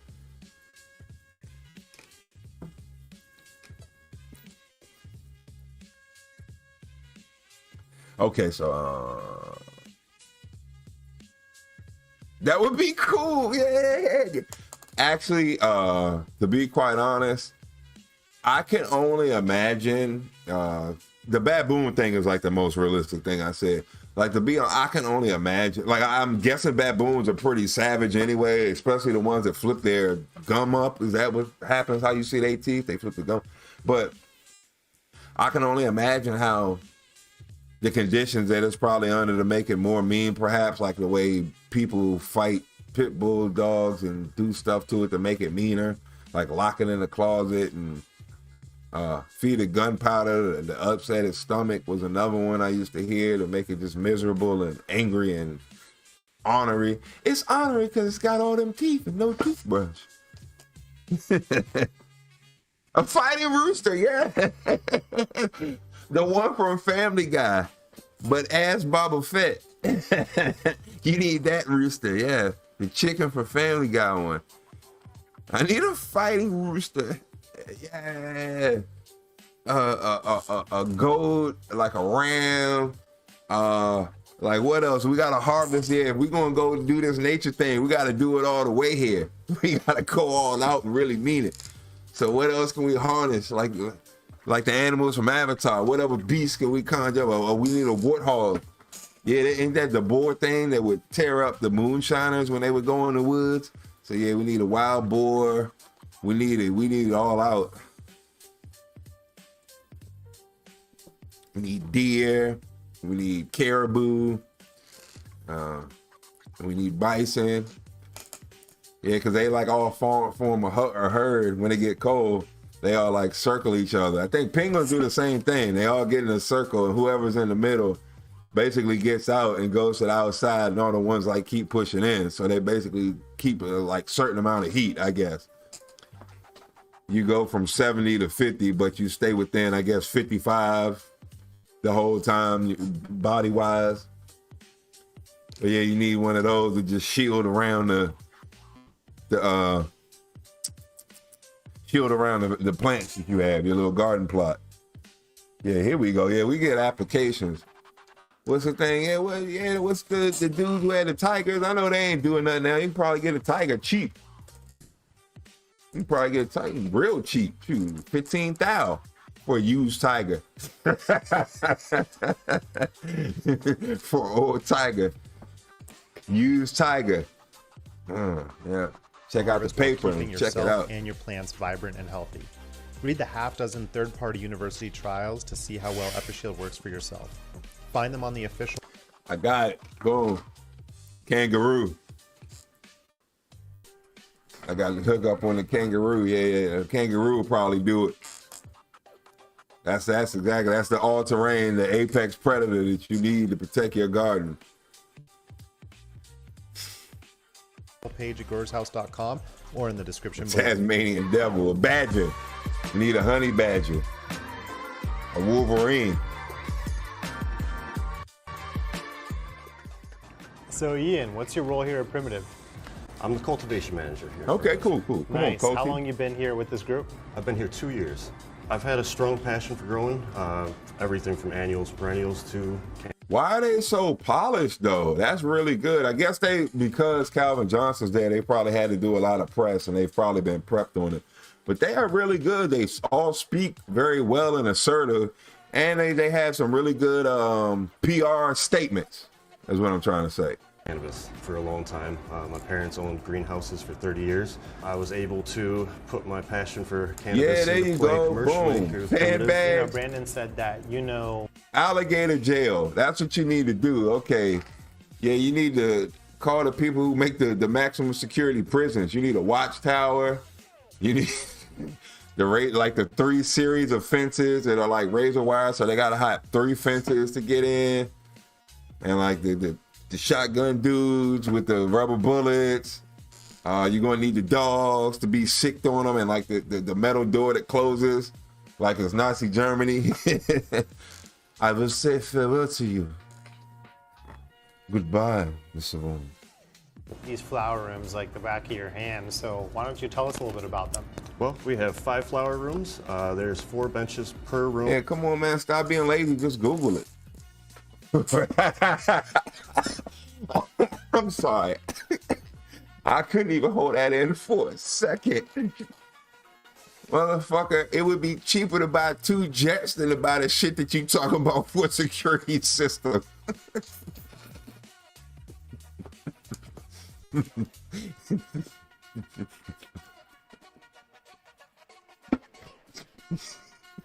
It'd be cheaper to buy my own island, motherfucker, than to buy the security system that you're talking about.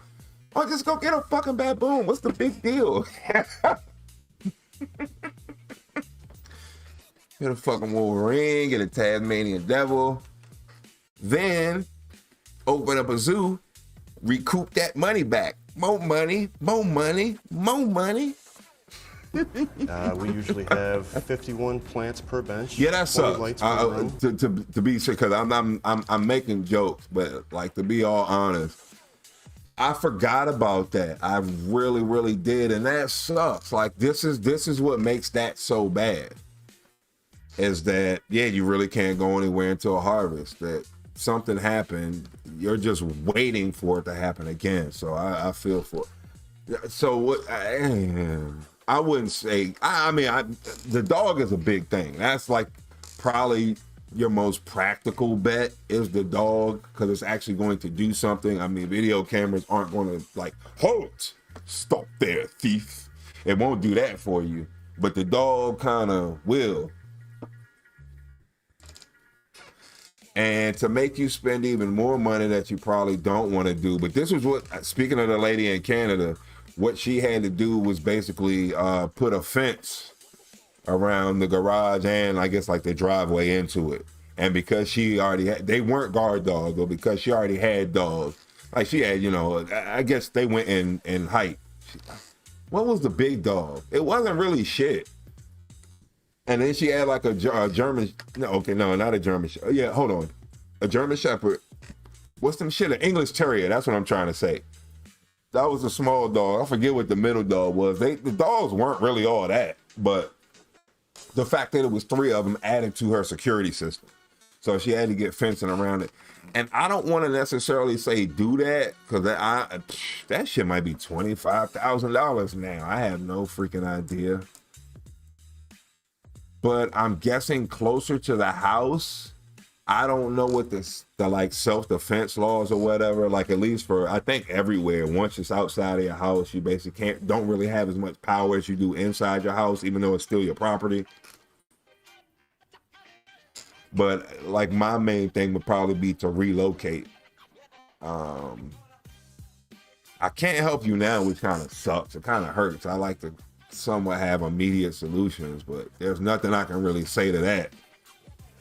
It kind of defeats the purpose of growing your own, is to save money, so they have to spend money. Like, fuck that. So you talking to Mr. Cheapy Grow here.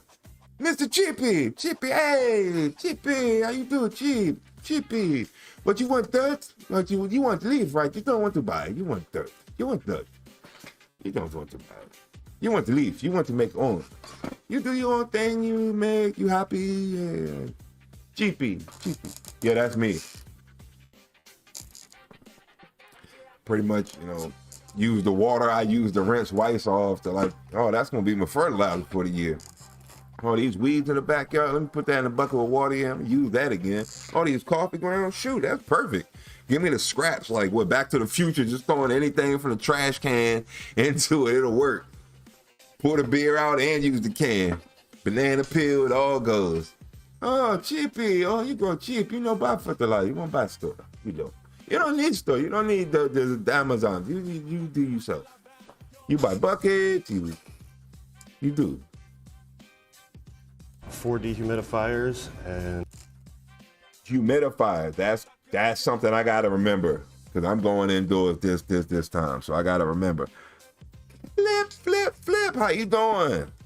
Yes, Flip. You up in here? This is great. Welcome. We're learning about growing on an industrial level. This is a NFL American football player. I have a shotgun. Oh yeah, hold on. I know this one. You told me this one. American Pit Bull Terriers. Yes, thank you. You told me. I'm glad. I would. Shit. I honestly can't say what's worse, because I don't want you to, even though, like, okay, say it's defended, but I would hate for you to go through the paperwork and legality and the trouble of talking to the police if you actually had to use a shotgun.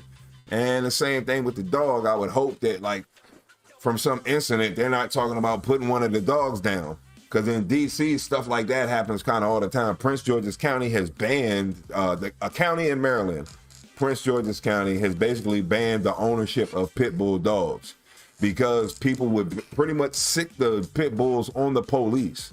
And the incident that pretty much pushed it over the edge was a female officer was going to serve a warrant on a guy. She basically knocked on the door. This was a real petite lady. The dog went out on her. She ran. Like, the dude opened the door and like basically let the dog out on her. She tried to run to the car and she was screaming for her life. The dog like leaped at her, jumped on her hand, and basically destroyed her hand. It pulverized the bones. And like wouldn't let go. She was screaming, dragging. Like, it took like 10 minutes. It was pretty gruesome. So now you can't even have those dogs in the county. If they catch you with one of those dogs, they're gonna put the dog down. So you can't even be slick about it. You know, like if you live in DC, which is the next county over from Prince George's County, like DC and Maryland, real close. You spend a night at somebody from DC, you from DC, which is legal to have pit bulls. You go to spend the night 15 minutes away from your house at a friend's house in Prince George's County and bring your pit bull with you. If something goes down, like somebody tries to break into your friend's house and you like try and help him beat somebody up and something go down and somebody die, they might try and put your dog down and you don't even live there. So that's kind of the scary part about that thing. But I'm glad you got that protection, but I really am befuddled on what to really do about the situation. That's just bad. Like the neighbors have to go is like the ultimate solution. They can't live civilized. And we load them up. You know what? Can you teach them how to grow? Maybe that's the bridge. Even though they've wronged you, what we just saw with the dude in the line, like, you know, respect everybody. It's a movie my kids saw, Ray of the Last Dragon. Like, if we gotta trust each other, like it ended up 5 people at the end who basically had no reason to trust each other, and they had basically been propagandized their whole life not to trust each other. But through the journey of them, like the Wizard of Oz journey, they all trusted each other. They all eventually gained trust.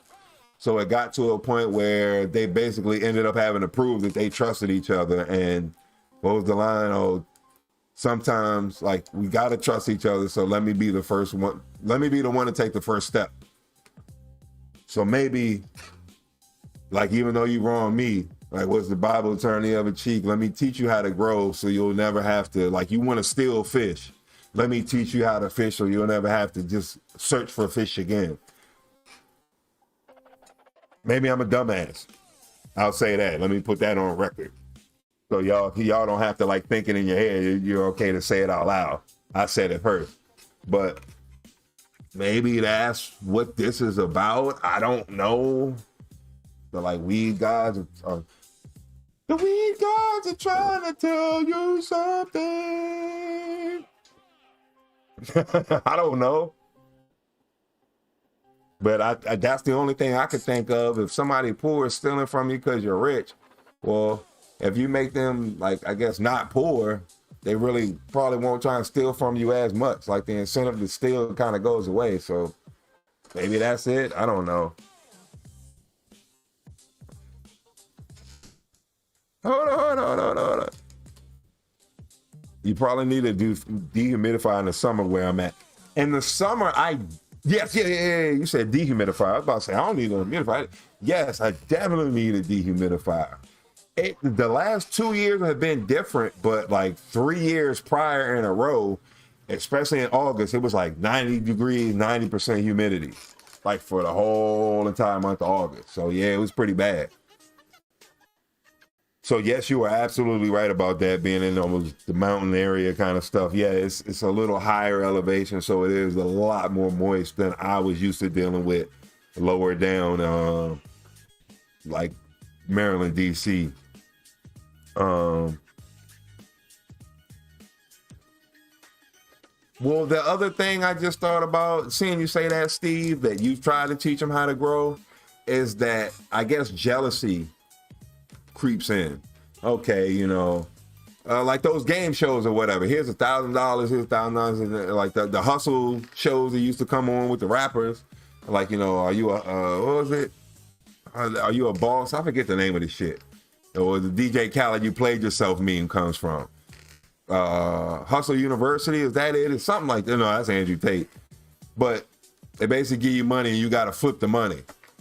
So maybe you're not able to flip the money.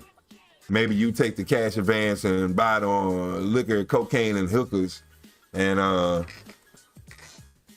you squander yours while other people like actually did flip their money or quadruple their money, and you're looking at them. So yeah, you're right. That doesn't necessarily help. They might not be as good a grower as you are, and that would create problems.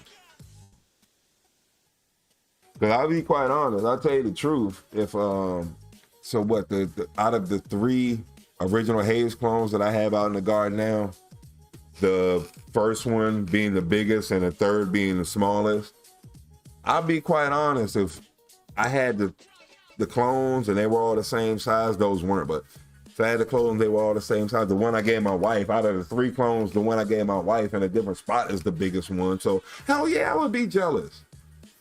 I'm talking about getting like maybe 3 ounces, trying to squeeze out a QP, a quarter pound, like 4 ounces out of that small plant. And she's definitely got like a half pound, 3/4 of a pound, I want to say, on hers. She didn't do anything to hers. Hers is naturally raw. But yeah, it's so massive, so wide that it's definitely going to reap like a pound. What did I have last year off of the one? 1.83 pounds and 1.79 pounds. I don't remember which one was the Colombian or the original Haze, what was the numbers, but basically it was almost 2 pounds of plant. Hers is about like half the size of that one, like the one I have. Yeah, I'm gonna have to dig two pounds out of this one here, and I still got 2 other ones. So I'm thinking like 4 ounces, probably 12 ounces on the number 2 original Haze, and then like 2 pounds off of the big one, the original Haze 1. So luckily, I'm so happy that somehow the chocolate kush is going to be ready in 2 weeks. That's going to save me. That's going to give me time to dry it and maybe even harvest all of it, because it is pretty sectioned off. So it's just like snips. So it should be some pretty quick snips to get everything cut off the plant and into the jar or bucket, whatever. I don't know what I'm going to do with that shit. But that's going to give me maybe, instead of 2 weeks, like 3 weeks of time between the skunk one, because that's like a 10-weeker. I don't know what's going on with the dieselberry. I see what people mean now with growing it. Like Wild Bill was talking about that. And Paul, who I still haven't seen in here, I'm worried about that it took 16 weeks for them to get it. And I had it consistently 3 years in a row down to 7 weeks, really. So having it outdoors, this one seems extremely different. And it's just starting to get the little pistol hairs on it. So it's reacting more like the original Haze than it would be the Strawberry Haze and OG Kush, which the Dieselberry is. Then I also believe on 10-week scale is the Panama Red. The Panama Red, Strawberry Skunk one on one side, and the Panama Red, I think both of those are 10-weekers. I got the Chocolate Haze, which is Chocolate Kush, which is the first one to be ready. Then the Panama Red and Skunk one should be ready next. I'm guessing somewhere around that time the Strawberry Haze should be done. I'm hoping that's 11 weeks. That'll give me time to kind of store everything, chop everything down and give it a little head start of drying. Then I'm gonna need all the freaking room I got to take these original Hazes down, because there's 3 of them. Then my wife actually got to take her down, so it's 4. And like the garage, I think dried can only hold about 3 pounds. Then the shed can hold like 1.5 pounds. So we'll see how that works out. It's gonna be a mission. Oh, you did harvest the Oreos. Okay, cool, Steve. Still hanging. Okay, so like 12 ounces, 3/4 of a pound. That's cool. I kind of think that's probably what I'm going to end up getting off of the Chocolate Kush, even though I'm like, oh, it grew so much bigger than the one last year. And yeah, probably. I don't think it's going to be much more than 8 ounces, because it's still an indica. It just grew really wide, and the buds grew fatter because of all the lollipopping. I don't even, is that still lollipop? I mean, that might even be mainlining at this point. I'm not exactly sure. I stripped it so far up. But it's some pretty good sites, and I'm happy with the results of it. I am actually going to grow that again. I'm going to add that to the clone. Oh, sorry about that. The clone. Can you see that? Ah, dummy. Fuck it. Let me see the thing, because I'm going to get out of here. Okay, it's like halfway. We're looking down the hallway. Because the video is going to switch. That's the only reason I'm trying to soak all that in. This is the Panama Red. And you see how it's yellowing? Hold on, let me lift this up. Tilt it a little more. You see how it's yellowing? That means it is basically rooting. It has rooted already now. The root is probably, pencil lead small, but it is actually working. So this part is growing now. This is actually rooted, even though it's just days in.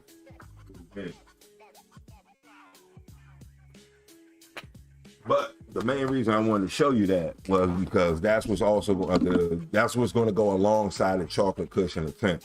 We're going to grow that Panama Red out. I'm still not seeing sides of red on it, which is very disappointing to me. I know what I've seen red weed before. I was just very young, 14. Now I'm 48. That's almost simple math. But that's what's going to be in the garden, the 2x4. I've learned my lesson. Hey, don't be trying to jam 4 or 5 pots in a small place. Let's do this right. Let's make pretty videos. Let's actually teach somebody something.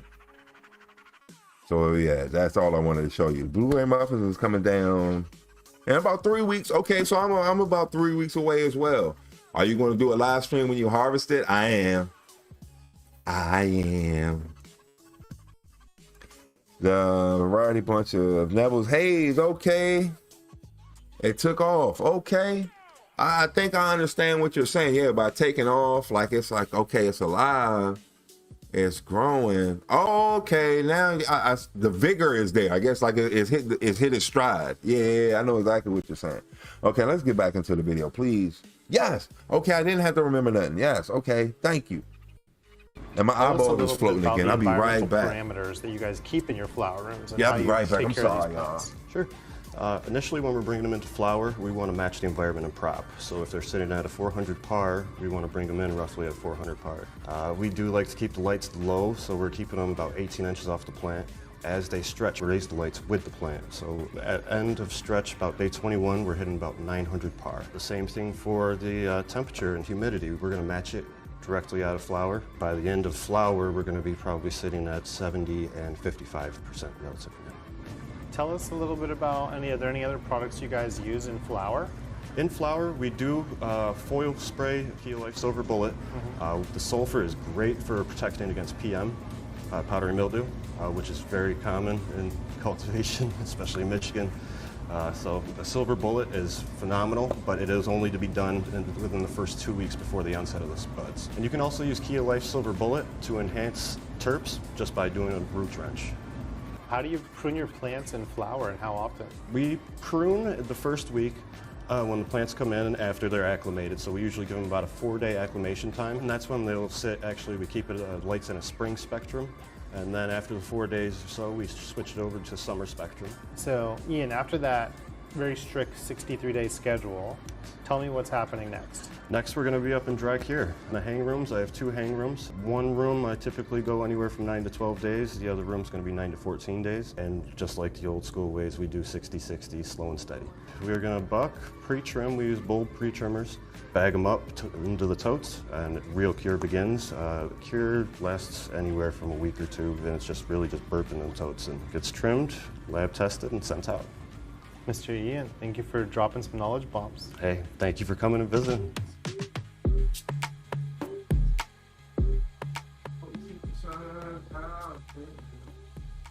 Hey guys, it's Rob, co-founder of Primitive.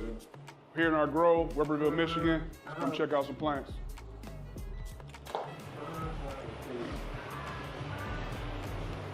Hey Renee, how are you? Good to see you. What's happening? What's happening? How y'all doing? So do you think there is still a pretty large stigma around, today's current athletes and cannabis usage? Or do you think that that's really starting to shed? I do think that stigma's there, but I do think the stigma around cannabis and athletes is definitely starting to wane a little bit. I think that our platform and us being able to talk about cannabis and how we used it makes it a little bit more mainstream. Not that it's all the way there yet, but definitely athletes coming out, being huge proponents of cannabis, speaking to how cannabis helps them in their lives is really the testimonies that are needed for us to continue to remove that stigma from the plant. Did you expect to get into the cannabis industry after you retired from the NFL, or did it just kind of happen? Getting into the cannabis industry after I retired was, sort of circumstance and timing. And, I always wanted the opportunity to be able to be in the industry because I use cannabis. I believed in cannabis and the impact that it can have. So it was just, through timing, being in Michigan when it went legal and having the opportunity, having people around me that were similarly yoked and looking for opportunities in the industry, and they came about. Okay, yeah, so the dude he got as the grower who had the 30 pounds rolling around trying to do it in one sale. Yeah, okay. That was his dealer. He bought the 30 pounds. You have a pretty dope role here at Primitive. What exactly is your title? Yeah, so I lead the product development department. Coming in here, I saw you coming from like a mile away because it was that shine off of that watch you got. Yeah, you know. Maybe it was the watch. It might have been the teeth. Might have been. No, maybe it was the necklace. I grew up in Texas, so it's just a cultural thing out there. Gotta have the grill. Yeah, Texas. No, not only that, and then you were living where? That's fun. I was born here actually. I was raised out in Texas. My dad joined the Army. And since then, I've kind of been going around everywhere. I lived in Atlanta doing music. Nice. So what were you doing in music before you came over to the cannabis side? Yeah, so I was an audio recording engineer. That was pretty. So, I worked in the recording studios, recording artists. And then kind of another side to that is I would do some touring with artists for, setting up shows and events. What kind of big shows? I've set up for the Super Bowl, set up for WrestleMania. Wow. Taylor Swift, I can probably hundreds of artists, so big shows. Right on. Yeah. Music. That was so funny. Like, I guess initially I'd have hated on her, but listening to her talk is so freaking funny. She really doesn't seem like the braggy type, because I think if you were to be a braggy type, you would have led with, I work with Taylor Swift. She was struggling to come up with answers. Her number 2 answer was WrestleMania.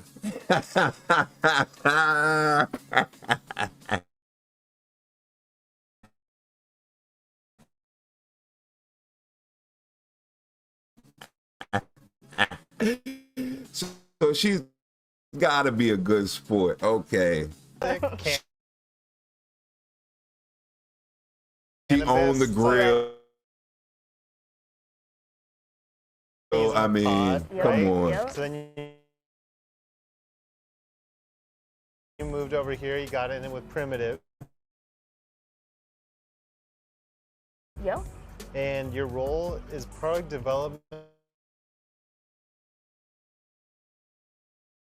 manager. Yeah. What does a product development manager do? WrestleMania. Well, we develop products, but there's a little bit more into that. It's just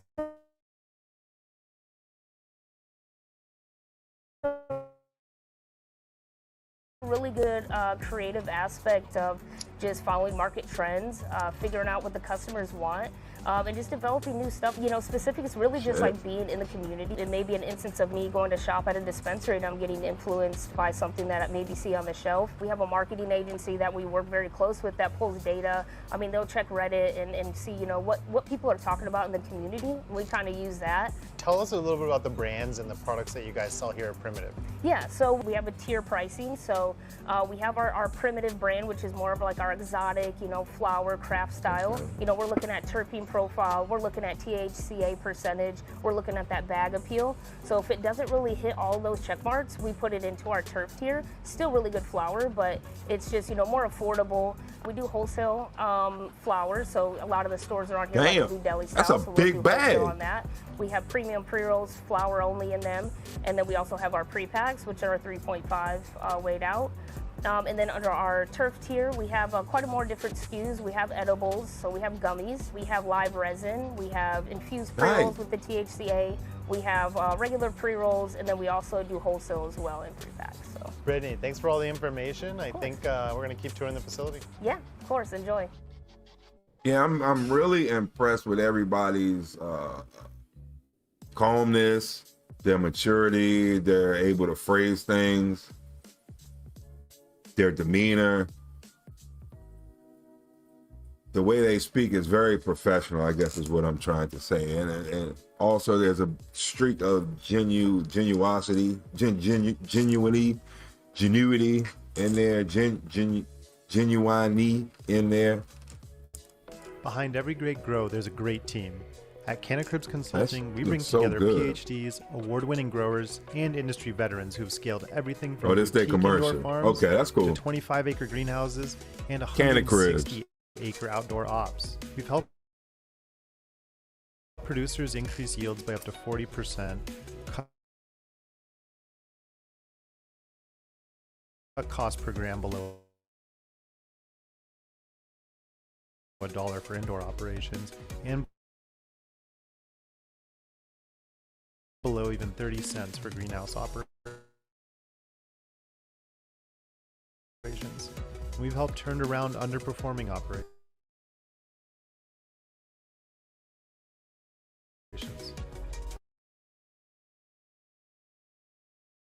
Just ask our clients, who call us professional, reliable, and a pleasure to work with. From IPM to financial modeling, litigation design to labor optimization, our approach is holistic and hands-on. Ready to unlock your facility's full potential? Click the link in the description to talk to our team and start your custom consultation today. What? Optimize your grow, lower your costs, boost your yields. Book your consult below. Yo, that's brilliant. That's the type of stuff I was talking about with the Pimp My Grow stuff. Anytime that I'm sure that them going directly to the manufacturers of the products that they were airing and using in their videos of Pimp My Grow, the DNA genetics people, that was what got them paid and paid for the video in order to be aired in the first place. Paid for the cameraman, paid for, you know, all the logistics of everything that go down, the editing. So I'm guessing the same way with Cannabis. They can't advertise Cannabis Consulting, especially probably they're in that model already, just from the way that no social media will show it. So they interview cannabis people and then advertise a commercial within the video.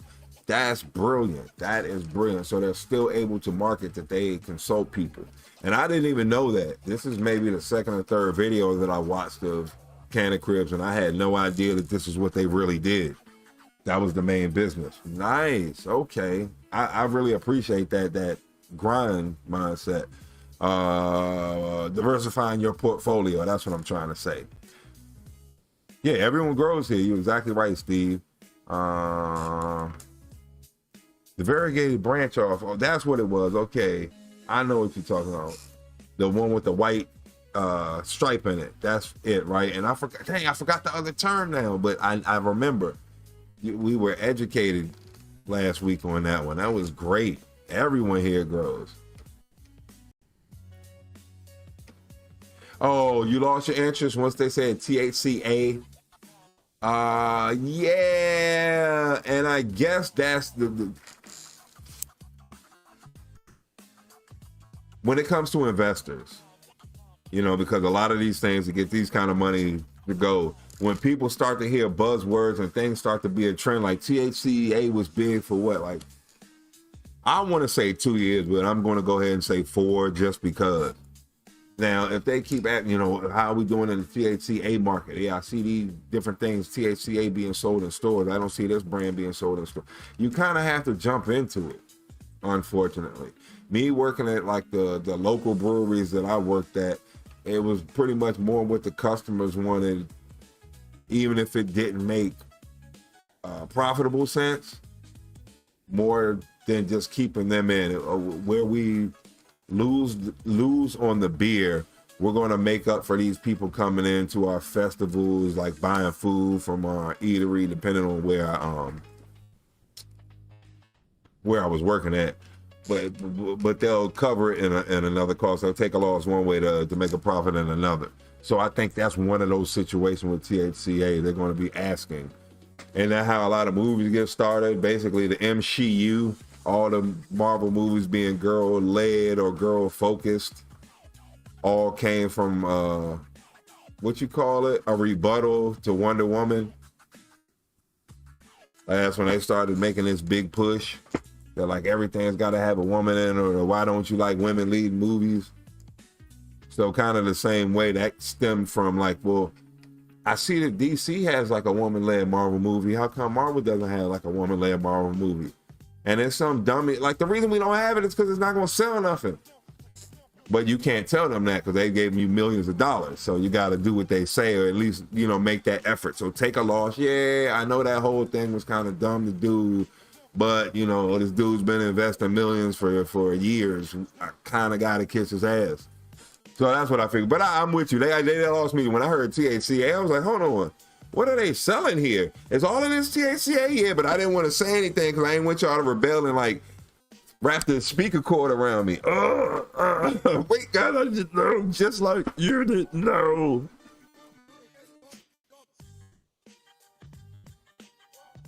Yes, come smoke with me for my birthday. You'll have the Oreos dried in. And that's cool, man. I appreciate that.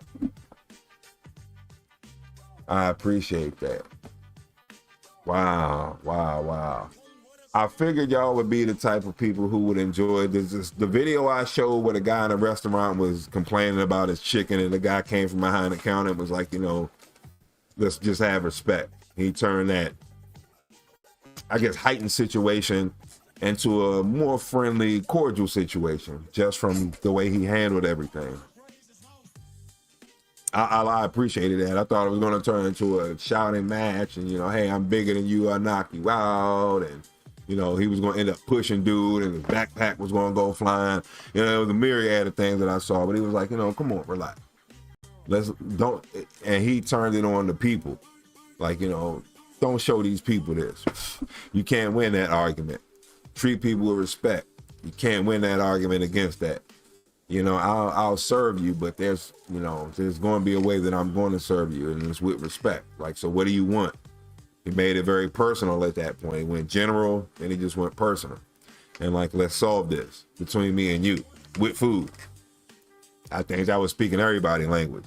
So that, kill him with kindness. Hey man, I'm going to dry the Oreos. Come over for my birthday. That's nice. Like, I appreciate that. You got some fire. Nice, man. That's cool. It sounds like fire. It's just a loophole to sell hemp. Yeah, because that is federally legal to sell. So yes, you're absolutely right. And I'm not going to sit here and say, like, cause I've done my fair share of THC stuff. I did the Bay Smokes review. They sent me the product and asked me to review it, and I was like, "Oh, they sending me weed in the mail? Is that the kind of time we on?" And then I looked and I was like, "THCA, what's that?" Then I read it and it was like, basically it's just like near beer of weed. But I will say, honestly, it's like the exact same flavor as weed. Like, really. They sent London Pound Cake. And what was another one I had? So Gelato, yeah, they gave me gelato. I mean, it was funky, it was flavor, but it's so low dose that it was really just a mood enhancer. So it was like 2 beers was more like what it felt like than smoking even half a J, a couple bowl hits where you're like, oh, I'm about to fall out. Yeah, it was no way to get there. It was like just having 2 beers, 2 Heinekens, and like that's it for the night. So you do feel something, but man, why bother? Still ain't 30 yet. Oh yes, man, good. Cause you know when you turn 30, man, all your head's just gonna instantly fall out. Like you're gonna look up in the bed, you go to sleep, 29. Like, all right, I got on my hair, and you can slick it back. Lick it and slick it back like Elvis. You wake up, you're gonna be itching. And it's all the hair fell off your head. You look back at the pillow and it's like fur. It was like a squirrel exploded on your pillow. Man, what the hell? Ah, my back, I can't get out the bed. Oh, pain. Oh, everywhere. Ah, ooh. Oh, I must be 30. Let me get up. And you can't lift your knee because your knee just aching, your back's aching, and your hair fell out because you just turned 30. Okay, that's a lie. That doesn't really happen. That happens when you're 45. Hold on. No, I just started feeling pain like last year. So when you're 47, that's when that happens. You turn around in the pillow. Oh, okay, my hair didn't fall out, but it turned gray.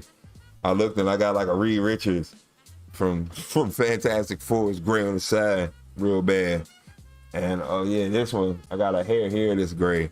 Like, oh, I guess there's no hiding it now. I'm old.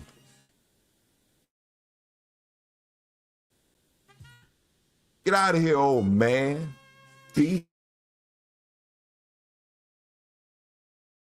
it.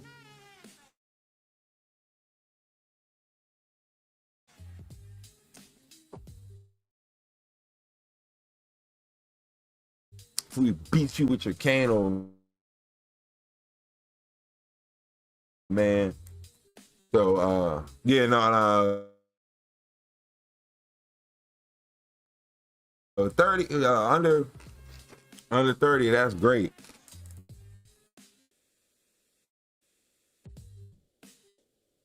But technically at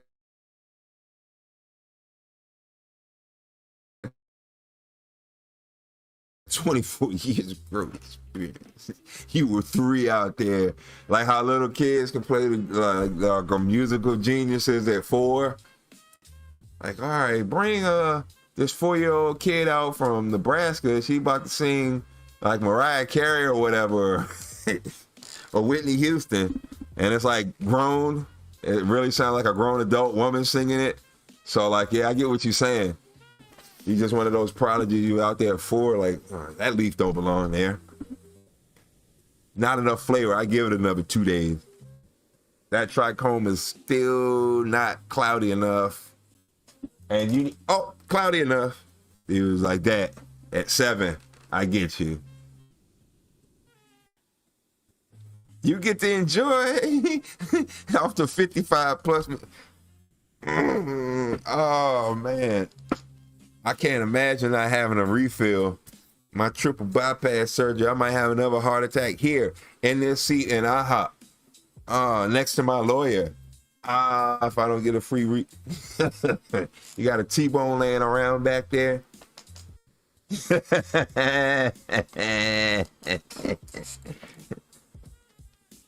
What's the joint?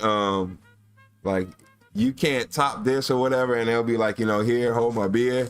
They'll be like, here, hold my dentures. What? I can't do worse? Hold my dentures.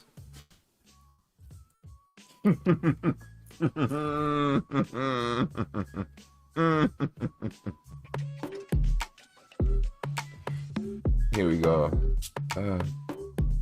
So I'm here with BJ, I'm Primitive, who also worked for the Detroit Lions and happens to be Calvin's brother-in-law. Oh! Yeah, and you've never had a chili dog before in your life? I've technically never had a chili dog. I've had a hot dog, I've had chili, never put them on each other. So first time for everything. So I told BJ we need to have a chili dog eating contest. Chili dog eating, somebody gonna die. Who can eat it the Dude, look at me, look at me.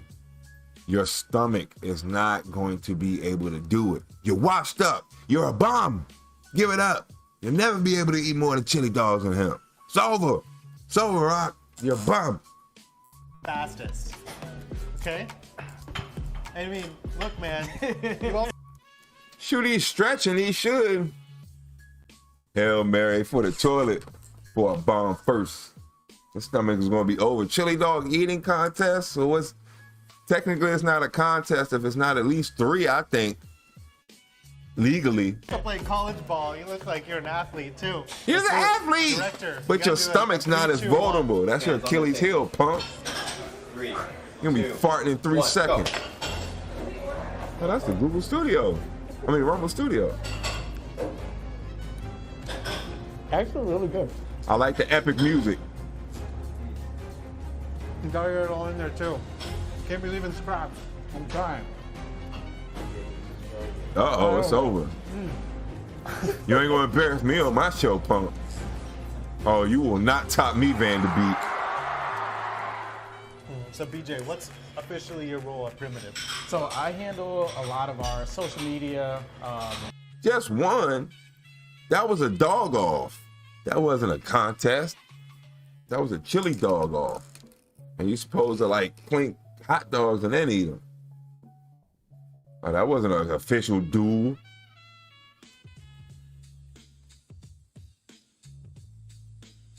Yeah, at 4, that's what I figured. Yeah, you was like the kids who good at drums and whatnot can play with the pedal at like 4 and 5. Or like just a dance machine or a singing machine. I knew it. I knew he was about to say that. Just gifted. Your Picasso and the weed plant is your canvas. I can believe it. I mean, we hear that. Well, there's a lot of videos I watch from growers in California, like air growers in California, and I've seen that generational growers in California say that all the time. Like, you know, I was out there at 7, 8 doing things, harvesting and crap. So yeah. Grandpa used to grow with my dad, strapped to his back. See, yes. And that goes to the brothers in, I guess, South America and Africa doing the same thing. So we're all on the backs of everybody growing, and we seem to all have the same tradition. So that's cool. Dang. Like father, like son. What was the thing? Who was the grandfather? Like the great-great-grandfather? Oh, yeah, the granddaughter and the great-great-great-great-great-great-granddaughter with the chili dogs they're even eating now. Yeah, that American ingenuity. Oh man, cool. That's crazy. Wow. I'd actually like to see that. I'm sure you can't, but that would be cool to see, don't you think? Especially knowing that's your dad and granddad. Our activation. And then like, dang, that's me. Sounds like your dad did that to you. Honestly, just about everything. I'm one of the like changing the characters in a picture. That's funny. Before with the company. So how is it transitioning from working in the NFL to working in the cannabis industry? It's a lot different. You know, working in the NFL, I did scouting and player development, football operations. So basically it was about reading people, reading crowds. And that's kind of what we're doing in social media.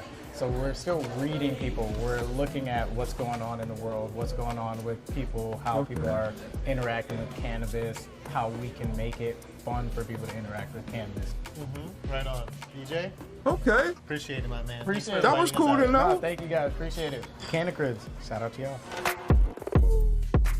So, Calvin, what's on the horizon for Primitive right now? I'm taking a lot of trips within the industry. So going Primitive. out west, going around Michigan, really in search of exclusive genetics. We want to be able to bring genetics that not everybody has or even knows about currently, but that are really good, that are have a very strong demand, and that we grow really well, that are great production plants. So this is a question just for myself. Okay. What was one of the best days for you in your career?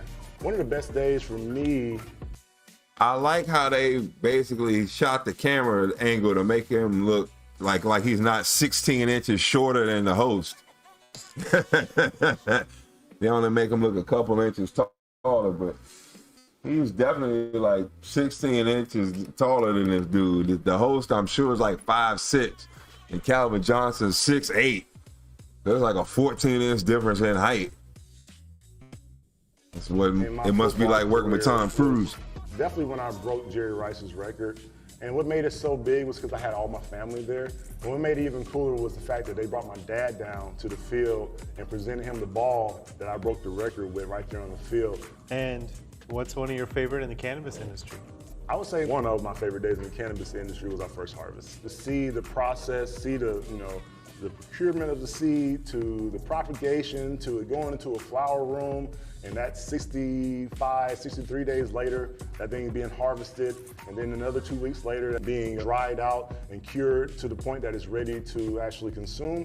Now it's just seems like an everyday occurrence. Well, yeah. Like, you went from those were good answers, man. I really appreciate it, though. A lot of coaches around you. We did the farm. Oh, we got two of them. Now you're the coach of the people that are with the ball, right? All right, we watched the Humboldt shit. We've gone from being coached to coaching, being able to trying to put players or our team in the best position to make the best plays. Okay. Good job, bro. Looking good, B. That's good. Cool. It was good deal. Crushed it. Oh, hi there. Hello. That was cool, man. That was cool. And hold on. Okay. I was about to cough, my bad. Cannabis basically is a grow facility consultation company. So not only do they shoot good videos and know what they're looking for when it comes to the people to speak to when it comes to displaying a cannabis company, I guess that's part of the people being underneath their umbrella. They give you the marketing as well as how to make the facility run like a tight ship. So that was good to know. Let me load up this next video because I want to see y'all rebel and throw tomatoes at me. This is, I guess, there are no heroes in this cast. This is all villains cast. I'm pretty sure with this one, all of y'all are gonna have something to say about at least one of these people, because I know I do. And once I saw them all together, I was like, aha, exactly. I'm not gonna say the word, but once I see somebody in the chat pretty much comment, I'm gonna jump right on it. Okay, cool. So that's all loaded up. Okay, so this is the Emerald Triangle. It's depending on the grower. This is a multiple YouTube grower collaboration. So depending on the channel that you follow, it's about 8 content creators. They're titled different things, but it's pretty much them growing in the Emerald Triangle. You got what? High Again, I think, is here. What's the dude who was watching who did the experiment? Not Garden of Eden. I think Garden of Eden is here. Humboldt Seeds, I believe, is in this. We'll see. Once y'all start to throw tomatoes, I'll know what to do. Oh, wait a minute. That's not fair. That's not fair, because I tried. Did I jump into it? Was I talking? I don't know what was happening 2 minutes ago. I said 10 minutes. I just meant 2 minutes ago. Oh, strapped to the back, so I was just talking. Okay, the video's over. Okay, so we finished the video. Now we can get out of there. All right, my bad. Had to get my bearings. I ran in the house and I had a conversation, so I was a little thrown off for a moment. Sorry about that. Let me lock into my medicine. But I'm glad everybody's having a good grow. I'm happy to hear that. Everyone's had a pretty decent season. And I guess you were saying you had 24 years experience technically, and I get what you're saying, but once you've seen enough good grows, once you've seen the results you expect to see enough times, you start to become in tune with the plants. I just happen to be able to read plants pretty easy. I didn't start growing cannabis plants. I was a lot better at growing, you know, the Home Depot plants and things like that. So that was my way into actually learn aloe vera, things like that. That was my entry into growing plants in general. Then I think it was like melons and things like that were the next thing that I started growing, cucumbers. Then I tried my hand at cannabis, and it seems to have been working out. Once I saw the no-till method, I wanted to try that. That worked pretty well for me. Then I started to incorporate Korean natural farming. Yeah, I'm working on a video about that actually. Using a soil food web, Korean natural farming, and Jadam to basically use as a composite system of its own to keep plant health. I do somewhat of a combination of that out there, and I figured I should make a video about the whole theory behind it, so to speak. But boom, I didn't touch anything because we were trapped in there. I was dumb. I didn't want to mess with anything. But I do have to address the body count issue. Not only have we done number 1, which I ran out for, we've done number 2. So boom, boom, boom. And I hope this ain't what YouTube is talking about. This is for my own personal funds. Fundsy funds. What's that on? Oh, body count. Where we at? Where's the body count? Oh, I'm on body count. Oh, that's why I don't see it, because I'm done. Got a higher body count than yours. Well, should I add this to your body count? Which we already did. So now, we need one more.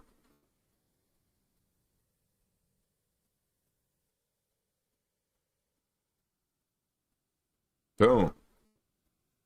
Body counter number 2. We back, baby.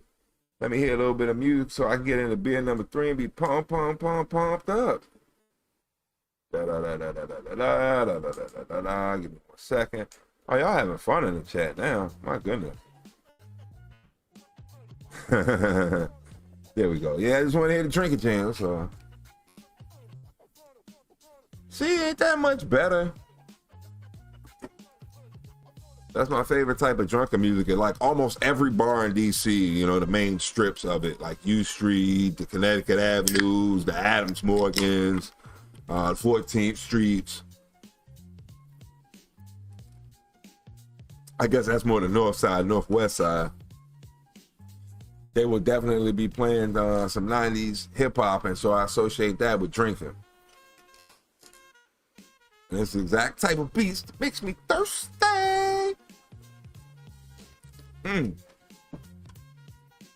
I so wish this was the touchscreen laptop. Yeah, there we go. Okay, hi again. You said it. Hold on. You love the Emerald Triangle. They totally had better stuff in Michigan. Yeah, hi again. That was the first rebel. You're a big fat phony. It's another person in here who I picked out, but when I saw hi again, I was like, yeah, this video's lost all credibility. And then I was like, man, this was a great idea. I was so proud of them making it. Like, quite honestly, I still think it's a great thing to do. There's one dude I really, is it not Matt Powers, not him. I'm trying to think of dude's name. I forget what the freak it is. We love him for his scientific experiment. You knew it was high again. Let's see.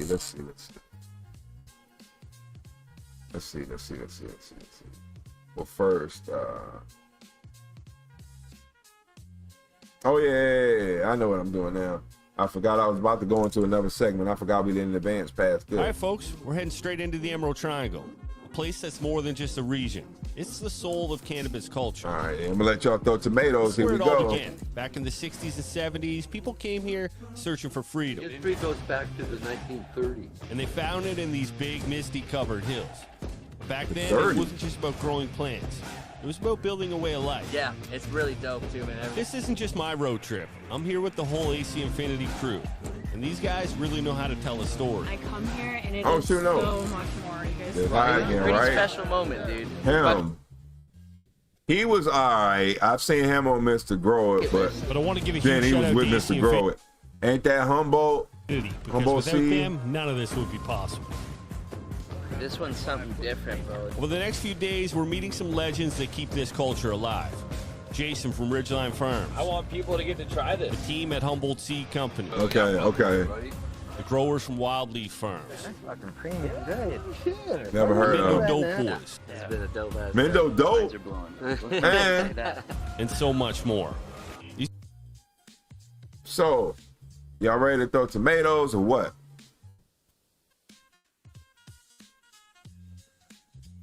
I told you I have better stuff for Michigan than that. I would agree. And to be fair, you know, because I always like to bring everybody into cannabis, no matter what, you know. If our end goal is to smoke a joint and enjoy cannabis, which I believe it is for everybody, or I shouldn't say smoke a joint, to consume cannabis and be high off of cannabis. That's our end goal. Not only do we not want to necessarily discriminate on growing styles, because as long as you're getting results, we should allow people freedom, the art of growing in whatever style they want. And the same way with the strains. Some strains might not speak to certain people just the way with the chemotype or whatever it is, the chemovar of it, how it works on our body, things like that. But I would have to agree with you. I am totally convinced. The same thing with home brewing beer. I have seen it, that you try and take a 5-gallon batch of beer, which makes about, 2.5 cases at home for home brewers. You try and scale that up to be able to sell it at a brewery, and it loses everything. I guess it would be like you making whatever little tweaks you would make to your steak, and then like being stripped of that ability. That would kind of be what and having to serve it that way. That's kind of what I think scaling things up does. So I think the best with cannabis is done from a home grower. You have the time to pay attention to the limited amount of plants you have versus having to run with a 10,000 foot facility, a hexalometer or something. You ordered some China white poppies this time. Okay, because I forgot the name of the other ones. But it was real tiny little child type seeds. Real tiny. So I was like, oh yeah, poppies, I guess from the seed on the bun. So yeah.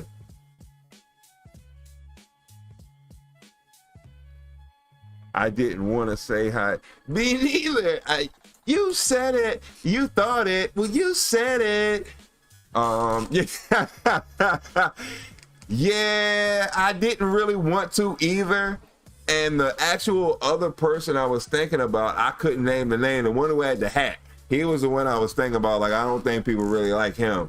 But I was going to show it anyway. Just to let everybody do what they wanted to do. AC Infinity, anyone will sponsor anyone. It's hard on the boulevard. Be careful. Oh, about this video, don't show it. Don't trust these people. Hold on, what's going on? Rudy Swamp. Be careful. You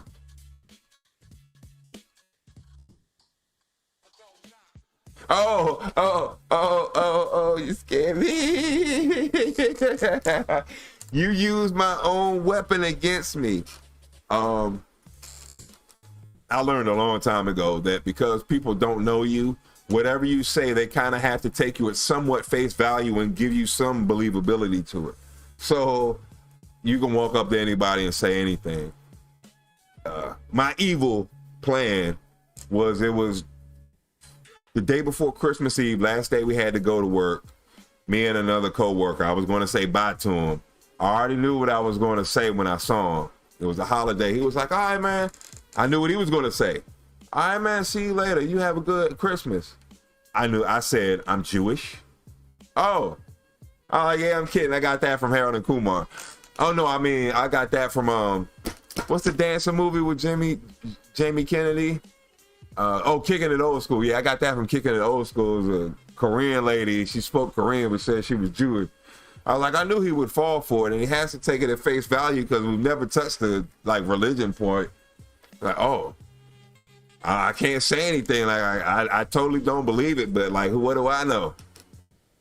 So that you got me there. Like, yeah, I don't want to mess up the AC Infinity sponsorship. I don't want a sponsorship, honestly. And I think that's the whole point of the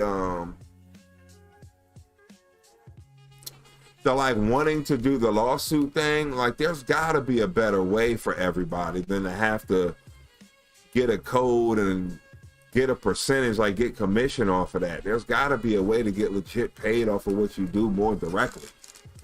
Like, if we were on Kick or Twitch, it wouldn't be these type of problems monetizing what we normally do. I guess it's hard to do like a VOD style, highly edited video on a live stream, though. That's the disadvantage, but there's got to be a better way. So I kind of want to attack the system and how it's done. I hate that everybody has to have some QR code or, you know, use whoever 20. You get 20% off your next, you know, AC Infinity order or whatever. I hate that that's the route everyone has to go. It should be way easier to do this.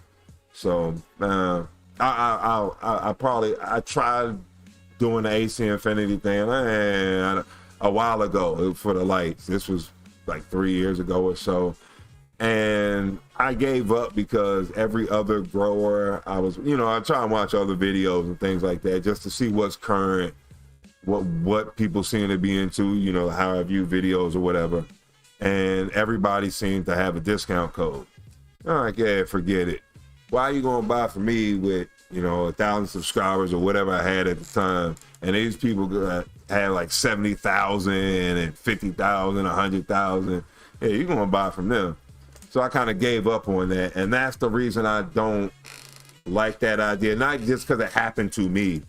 Yes, that did happen to me, but everybody behind me is going to face the same thing. The 234 subscriber weed content creator who probably makes better videos than me because he's willing to invest more money into the cameras and things and the editing than I am.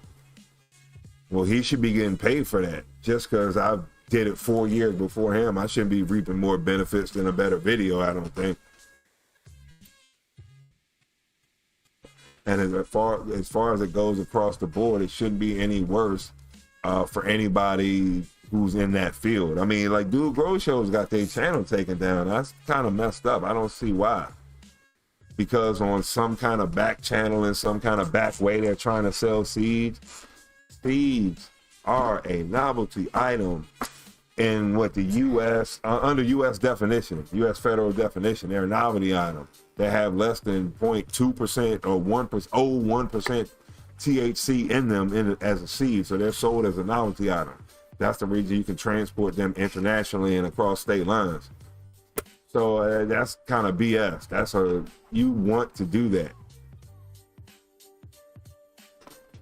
Like, I get it for the AI. You don't want somebody retroactively to kind of sue you for something that happened 8 years ago. But you think we're going to get worse cannabis laws than we got now? We're like pushing to get better ones. So we're on the upswing of changing the schedule of cannabis. We're not going back into like prohibition anytime soon. So I don't see why they're taking this stance.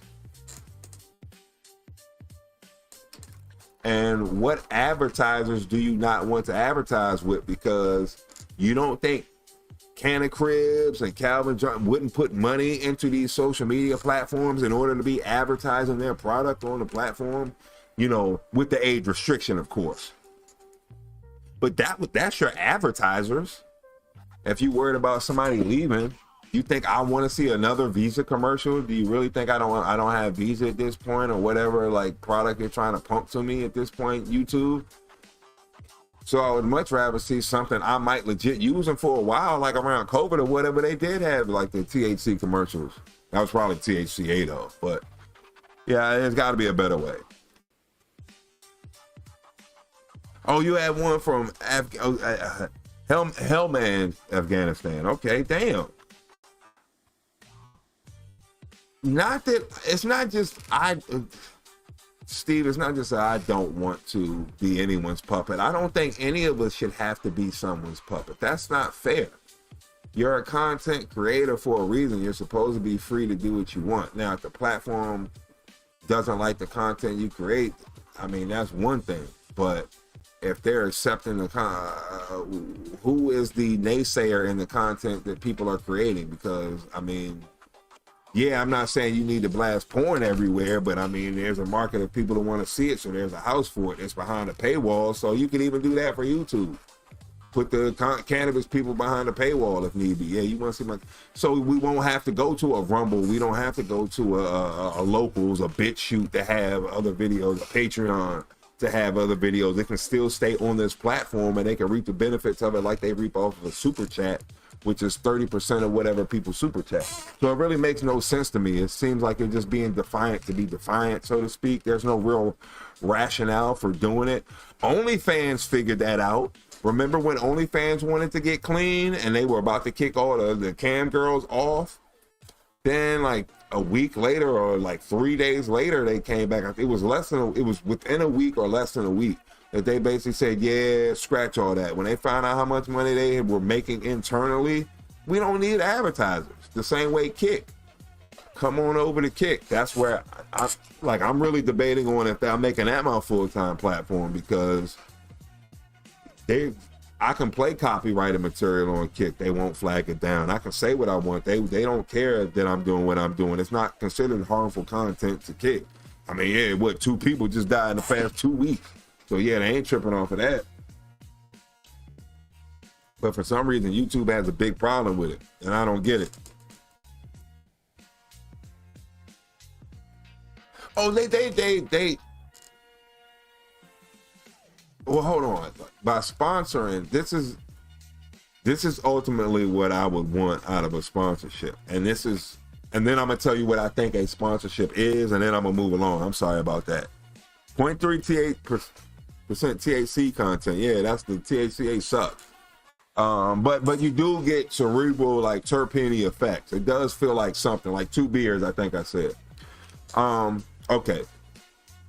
When you're sponsored by somebody, they actually pay you money to promote their product. From what I interpret a sponsorship to be, and from what I've read on the fine print of like Spider Farm or AC Infinity, is basically you get a commission. Like, yes, you're like an affiliate. They don't give you a sponsorship. I don't think they would. I'm not big enough. I think you, like, to be talking to anybody, you'd at least have to be at 10,000 subscribers. I would think, if I'm the person who, like, I work for AC Infinity and I want to sponsor somebody, I wouldn't sponsor me. You need to get your numbers up, homie. So my way of trying to get my numbers up now is to work on the videos, like make them better. Like that's what it is. Forget trying to, I guess, squeeze little things in and show off. Ow! Oh, my beers fell over in the cooler. Sorry. What is doing this? Oh, okay. It's sitting on a box. I keep kicking the box that it's sitting on, and it's knocking off the box. That's it.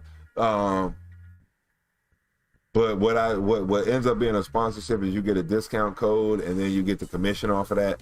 And I think you should just straight up get paid if you're going to advertise for a company, even if it's something as low as $500 for like 6 to 12 months.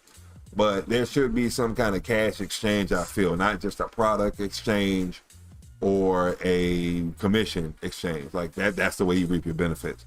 That's just me. I've been thinking about that for quite some time.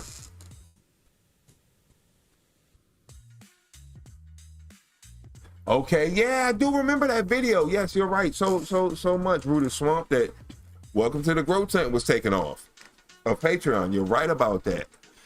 Did he get reinstated? I want to say the last I kind of remember, he was trying to appeal, and it might have even have been a reappeal the next time I saw, but I never got the end of that saga for that. But I do actually remember that. I do remember that, the video about that.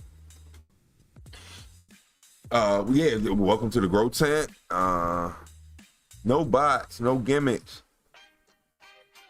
Hit you up on Discord. Okay, I can do that if there's no gimmicks and all that stuff. But yeah, it just seems they used the loophole that they sold seeds. I believe the Grow Tent, not the Grow Tent, the Grow Dudes reason was they had a link in their description that led to their website, and on their website they sold seeds. So the fact that they were selling seeds, but you can sell seeds because it's federally legal, they are a novelty item. So do you really think that Pepsi wanted to advertise on a commercial is like, there's no heroin needles being advertised? You think they give a you're not selling like, paraphernalia bags, are you? Like, you're not advertising that on. Do you think they give a shit? IBM doesn't give a shit about that. Oh, you don't have beer commercials on. You think IBM cares? Get my commercial in front of the eyes that need to see the commercial who are going to buy my product. That's all they give a shit about. I don't see why YouTube is like doing this Karening and like concerned about what everybody's lawn on the block look like when the HOA, she's not the HOA and the HOA isn't hounding anybody else. And that's what YouTube seems to be. They're trying to have their own little standard, but the standard seems stupid to me because they could be making way more money if they would allow it. We could fund ourselves. Like I said, the Patreon, the off-site method, the Patrons, the BitChutes, the locals, that could be here. The membership, that could be the membership only stuff on YouTube. They could be ripping the money off of the subscriptions from people, the memberships. And more people would come to here and do it and would not be on the Kicks and the Twitches. But from what I hear, they're a video on demand platform, not a live stream platform. They got the directions they want to go and so on and so forth. So let's see. Let me. When I feel a tomato whiz by my ear, I'll know that y'all don't want to see the this. Keepers of the craft that stood the test of time. Mendo dope. But here's the thing: the Emerald Triangle is at a turning point. We're losing. So it's almost like picking a basketball team, a team sport. It's like good person, bad person, good person, bad person, good person. Yeah, it's an all villains cast. I think. Small farmers are disappearing quick. And that's why I'm here, to show you why this place matters, why they need our support more than ever. It's about what makes the Emerald Triangle more than a name. To hear the stories, see the strange from the legends themselves. I think the main thing is to show people, who they're buying it from, and that our if they had Mean Gene, it'd be different. Into the plant, It's like, yeah. This is the Emerald Legends, a journey into the triangle. So, I'm gonna stop it right there. What do you think? I'm gonna give y'all the chance to vote. What do you think? Do you want to go down this rabbit hole? This is like an hour too. So, it's gonna be segmented. We're gonna have to like hear the knowledge. Then it's gonna be the promo, ha ha ha, laughing, trying to humanize the people. Then it's gonna go to the next group of people. We're gonna hear the real facts and learn something. Then so it's gonna be a series of skipping through this, but I don't blame y'all if y'all don't want to go down this rabbit hole. I have this was next on the menu.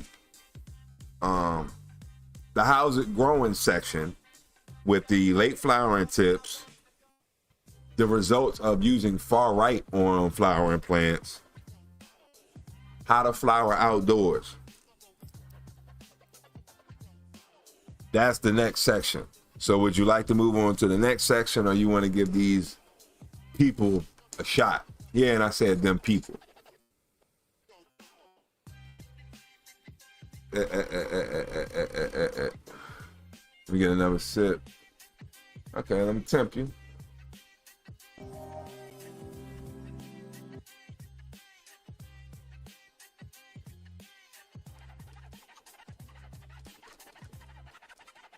How's the music still on? Oh, there we go. It's just low on this. Okay, that's cool enough.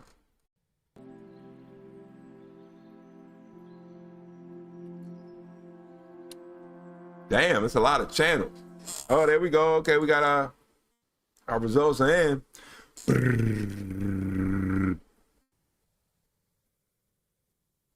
Yeah. For Yeah, having seeds on a website, basically. Yeah, I guess selling seeds, but it's kind of like, I guess out of all the, you sell 20 items, one of them happens to be seeds. I know it's more than that, but that's just, you know, for the example. It was more than that. They weren't a seed selling company. They were like, I would say they were a recharge selling company. Oh, Bear invented heroin. Okay, interesting.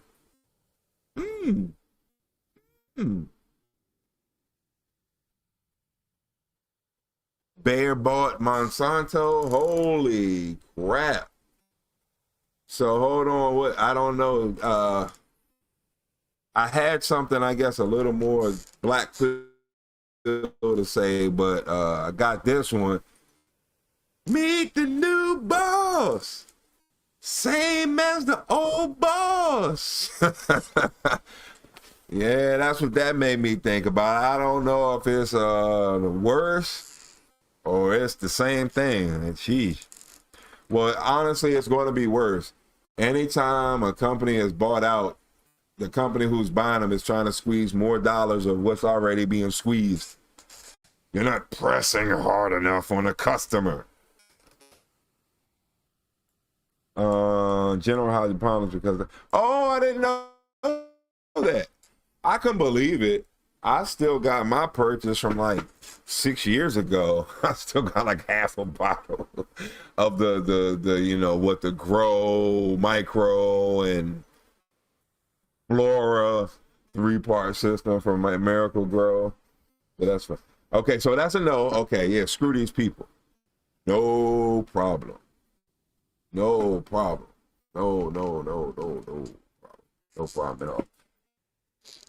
I've had this video for like 3 to 4 months, and that's the main reason I haven't watched it, because I was like, I don't even, now that I kind of watched a little bit of it to preface how I was going to frame this for y'all, what we can get out of it.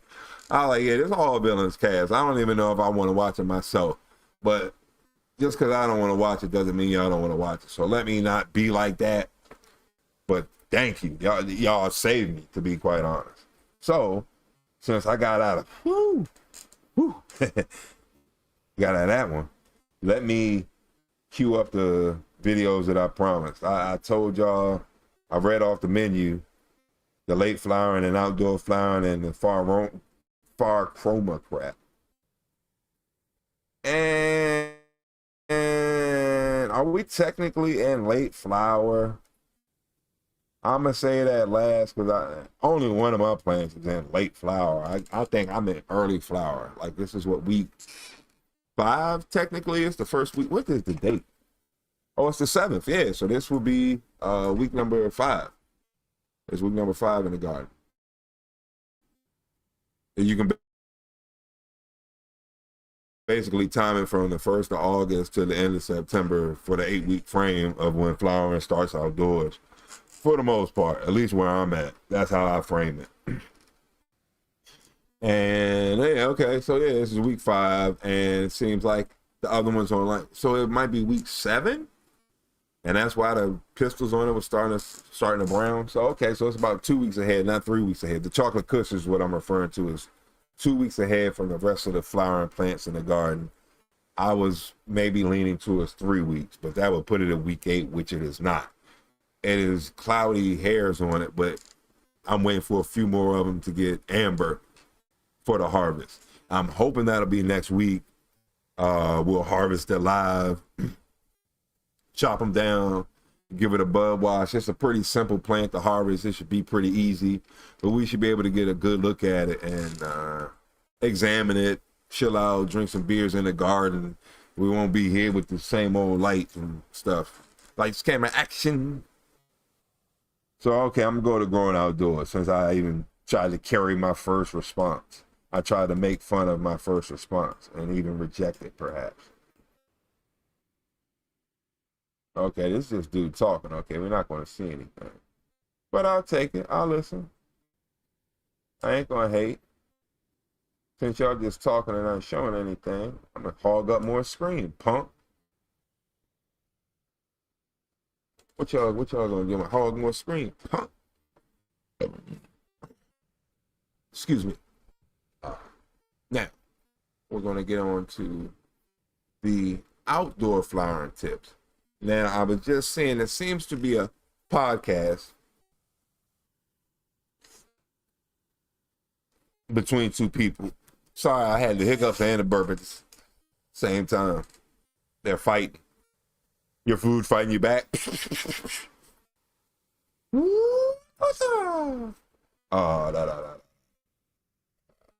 But hopefully we can get some good information. This is growing plants outdoors. And I realistically, it seems like the main trick to me is trying to control the pests, because I did notice, I actually didn't videotape it, but there was like 3 or 4 caterpillars eating away at the chocolate kush. So I realized when the plants are first flowering, it's not the same, but when they're starting to finish flowering and get the aroma to it, that does attract the caterpillars to it. That's the smell that they're going for to start eating it. So I got them pretty early. They were like kind of crawling on a leaf, and by the time I came back, they had just started to munch. But that was a big problem. So watering and pest control seem to be the 2 main issues outside. And if you can control that, you pretty much golden. Nature will take care of itself. But let's hear what these 2 gentlemen have to say. Shall we? Yo, guys, what is up? Yo, Welcome back to another episode of Marijuana SA Weekly. And what up, today yo? we are bringing you some more grow tips and grow info. We're a grow shop. We're based in South Africa, but we give information around the world on how to grow your dank. Today, it's summer in SA and we're coming into our flowering season. So we thought we would give you some more tips. Oh, yeah, you told me about that. Enough from us over the last few. You're the one who told me about the Humboldt seed thing. We had talked about that, actually. Oh, shoot, did I hit the wrong button? Please tell me it didn't notice. It did notice, shoot. My bad, give me 1 second. I accidentally hit the settings button, which I got a basically quick escape out of, but it takes so long to get into when it happens. That, boom, there we go. Page up, out of there. Yeah, you were the one who was telling me about that. I had just become familiar with Humboldt seeds, I guess about 3 years ago. I did see the video of them going to Jamaica, but it turned out to be a kush. He kept hyping up it was a sativa, and it ended up being a, that's what they're selling it as a kush. I did see the controversy. Who was that? Was that Steve? Was that, hold on, that was you who sent the videos on Instagram, the pictures on Instagram, and he was one of them? It was like fraud, scammer, and something. I remember that picture. Okay. Oh, I was trying to hit the chat. That's what it was.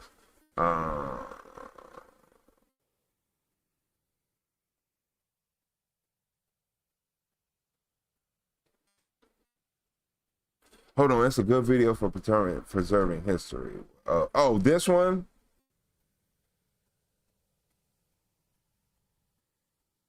Don't worry about it. I'm about to smoke and zone out. Okay. Fuck California, yeah, it seems to be bad. The dude sells shirts, he should buy one. Oh, you're gonna buy one? Rudy Swamp. Yeah, it is a good video for nostalgia. I think it was good to see those people. And Steve, no, I didn't see that video, but I think I do. Somebody sent me a picture. I believe it was on Instagram. Maybe it was through Discord. Forgive me. That it was New Sky, Vienna, and it was like a scammer. It was Humboldt County liar and somebody fraud. I forget what it was.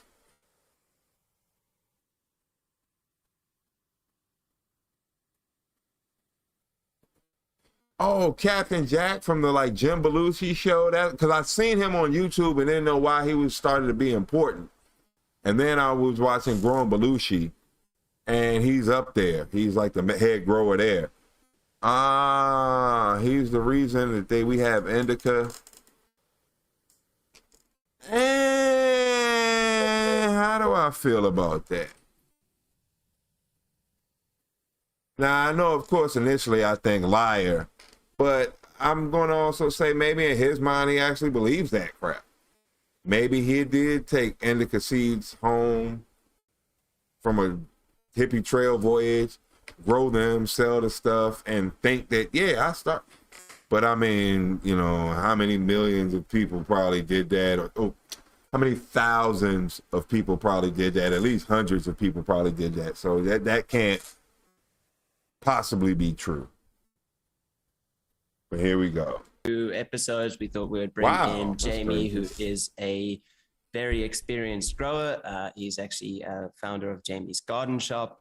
They do a lot of dry amendments and sort of a very like organic approach to growing. Okay. And yeah, he's come on before. He's told us, but he gave us a lot of insights on white powdery mildew. And today he's going to be giving some insights on flowering. But yeah, as much as I'd like to chat more, I think today I'm glad you're enjoying yourself. That's good, man. On the grow side. Yeah, I mean, we're coming into flowering season in South Africa, and it's sort of, you know, this is the stage where months and months of work can either go positive or so he's negative. In Africa too. So I thought it would be a good idea to get some top tips to help our audience base kind of make it through this pre-period to flower. I think in Joburg, some people are flowering already, but down in the Cape, we're sort of starting to see stretch now. So, you know, how do you avoid? And South Africa is the only part of Africa that's below the equator. So that's the reason that it has, I guess, more normal region conditions than like the hot Sahara type normal Africa conditions. The issues. I'm sure Jamie's going to have some good ideas related to that. Well, let's bring him in. Jamie, welcome to the show. As I've just mentioned to the audience base, we're going into getting close to our end of our season in South Africa. Most exciting part for us growers after all months of work. So I wanted to check in with you for some tips related to flower and how we can get our audience base to make it through this period. Big flowers. Hopefully with as little issues as possible. Cool. Okay. Well, one big thing is putting support up for your plants. So putting bamboo stakes in or metal stakes or some trellis netting just to support the plants now as they... The LST cages, that really helped. Last year with that original haze, if I didn't have a cage on it, it would have pretty much knocked itself over and broke. And I actually had Yoda soda that did that. The main branch split because it was kind of one of those Y shapers and it split down the middle after a heavy wind and rain. And I had to like pretty much patch it back together and tie it back up. And it was able to fix itself, but he's totally correct about the supports. So I never tried the bamboo stakes, but I've seen it. Man, why not? Maybe. What we got? My bad.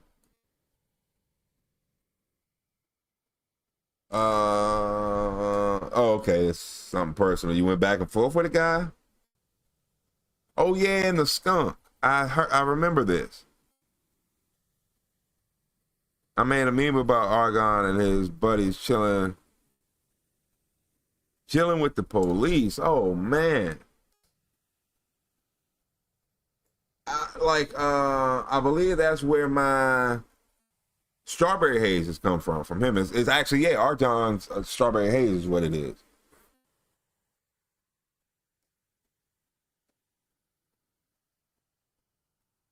I can believe it. You can put your skunk up to it. Yes. I mean, from the repertoire and the arsenal I've heard you had, like, Jesus Christ. And just what can be possible today. The market is going to lead you in one direction, but that doesn't mean somewhere there's some one-hitter quitter, like knock you out on the floor for hours type stuff, but, might not yield as much. Something I really enjoyed was one of my first dispensary grows was Cambodian lights. It was Thai lights. I'm sorry, Thai lights. It was a Thai sativa mixed with Northern Lights. And the effect of it, I could clearly tell. It was, I guess, like an Acapulco Gold type of coffee alert, brain kicking on all cylinders effect. So there is something to be said for the home grower. Same thing I was hinting at with the brewer. The home brewer. you've got such a small amount to monitor, take care of, put in the prime conditions. It's a lot easier to make that work on a 2-week to, let's say 3-month process than it would be to have 10,000 gallons of it in a warehouse that you gotta like basically keep the humans hot, but also keep the beer cold. With the same recipe, sometimes it doesn't always translate. Sometimes you miss something. Sometimes you overhit a certain mark and you underhit in other marks. But being able to basically handpick all the leaves off myself, I feel gives me an advantage on most of the other things that people will grow. People will bring to me from the dispensary. Of course, strain specific and like the effect you're going for. But usually most of the people I know will bring over some like indica type weed and be like, man, I have a rough time doing things once I got this weed. Well, no freaking wonder. It's like 90% myrcene. Why don't you smoke some like lighter, even though it might be like not as heavy hitting, but it's going to allow you to function throughout the day. And he's invested all of his money in that one type of strain, but by growing, we can get everything we want. We can have a sativa, a pure indica, and a hybrid. Multiple. Shoot. Keep it going. And really hone it in, get the flavors we want, the effects we want, hold on to certain strains by cloning time after time after time after time, having a list, an arsenal, a collection. And I forgot, I got to get them seeds out of there. I moved the bag and just found out it's in my closet. So it was right next to me. It was 2 feet away from me all the time for like a week, and I just didn't know where it was. I wanted to get it out of the garage where I was looking through it because it had started to get a warm spell in the house. AC's pumping, it's like 60-some degrees. But now I'm going to bring it back out here and really grow through it, and we can figure it out, I guess. Probably even get on Discord, I guess, and go through the bag. Discord would probably be the best place, I'm guessing. But yeah, I haven't really grown anything that I would necessarily want to put up against anything as far as, I don't really want to say what's like, hey, my weed's better than yours, blah, blah, blah. I haven't grown anything to that point yet. I'm still working on it. Like, I think I would more go into, like, I got the best, like, daytime smoke there is. Like, I'd probably go something like that. Because I don't think it's going to be real tough to beat, like, I got some shit that'll knock you out. Oh, I'm sure plenty of people got some shit that'll knock you out and fuck your day up, put a monkey wrench in your plans. But I don't hear too much about, hey, you can smoke this in the morning, still function at work. Nobody will notice anything. You might not even need to smoke at lunchtime. And then when you get off work, you'll be ready to go, and this can pump you up for the nightlife. Okay, so Archon goes to these villages to collect their genetics, and all of them have feminized seeds before sending it to the police to raid the village crop. Oh, is that what happened? Okay, so Archon goes to these villages to collect the seeds, and sell them his feminized seeds before he sends in his police to raid the village crops, making him the only show in town with those genetics. That's dirty. That's like what the cops, what was this shit from, what was that, American Gangster with Denzel? That the cops would bust you for the dope, and then that would be the dope you'd have to buy back from the cops at a higher price like 3 weeks later. That's a dirty game. Well, as much as I wouldn't do that, I'm gonna keep it up. E-girl Mia, welcome. Like, I can, as much as I wouldn't do it, I really don't want to mess anybody over because I really don't want the karma of it. I can totally see that you being this big name in the game, you feel like you should get reap these certain amount of benefits. I heard that Neville was kind of that way. He was really bitter about the way the industry turned out, and he felt he should have got more shine, more praise, more ability, reap more benefits. But of course, he did have to like be on the run for the most part. But I can see Argon, being the heir to, I guess, Neville, wanting to reap the maximum benefit out of everything he can possibly get from, just being that hog in the game of cannabis. Kind of dirty, but I can believe people would do that. That's stretching in their final bit into flower, because once they start getting heavy with buds, they're going to start flopping all over, especially the outdoor. If you're in an area that it rains towards the end of flower, that water on the buds is going to start pulling them all down. So some good support is a crucial thing to do now, because it's getting to the accents are rough point where it would be too late to do it if you do it later than now. 100%. And then for this initial stage, when the plants do their stretch from vegetative stage to flower stage, I find that they really suck a lot of nitrogen and use a lot of nutrients to stretch out like that. So I really like to, at this beginning stage, top dress with seabird guano, which is high in nitrogen. And it's also pretty quickly available, so it's not going to sit there. Well, I guess no, I thought that seabird guano was good during the flowering stage. I wasn't really aware of it being that high in nitrogen. I thought it was higher in phosphorus, and an alternative to bat guano, which would be like high phos and high nitrogen bat guano, depending on the type of bat, the fruit bat or the meat bat. In the soil for too long, it's going to be consumed in that initial phase. Some elemental blend, which is a mix of various nutrients and other beneficial things. Some gypsum, the micronized one's really good because it's more quickly available to the plant, and so gypsum is calcium, basically. It's going to give it a good amount of calcium and sulfur, and then some mulch over that just to keep it all down and wet, and then the earthworms will start coming up and they will consume that whole layer of nutrients and make it quickly. It is cold-blooded.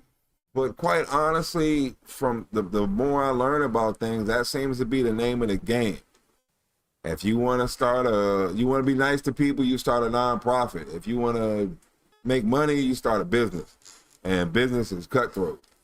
So you got to have no problem exploiting somebody to manufacture your product, or you're getting your product from somewhere at a pretty much an exploitative way and reaping the benefits off of it.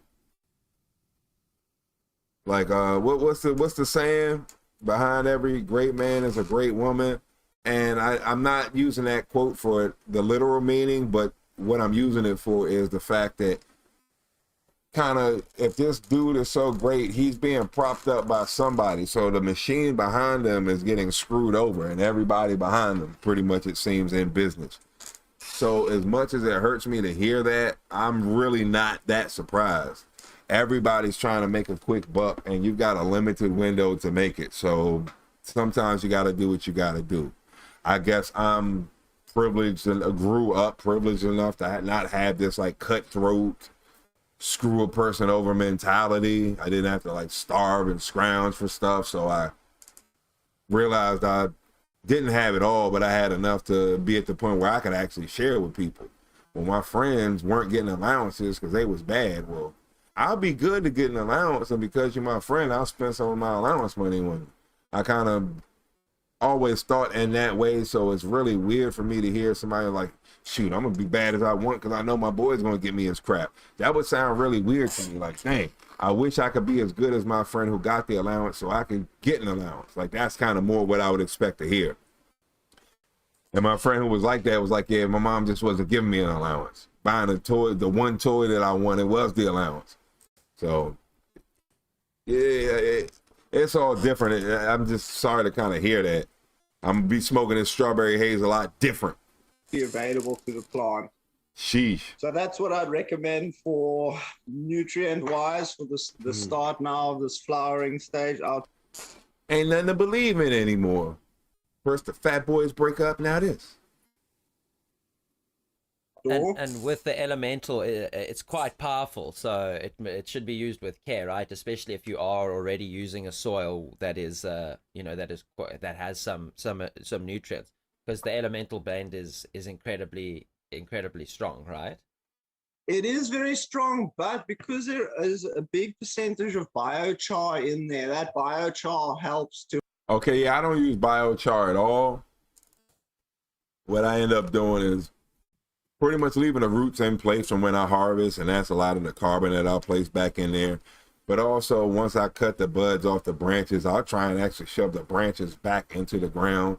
Sometimes I'll just leave the hole and won't leave the branch in there. Other times, like if it's a place I'm trying to work up to a level where I can plant plants in it, I'll stick a multitude of sticks in there, the weed branches in there, to kind of break down the soil and be food for the microbes that are in there.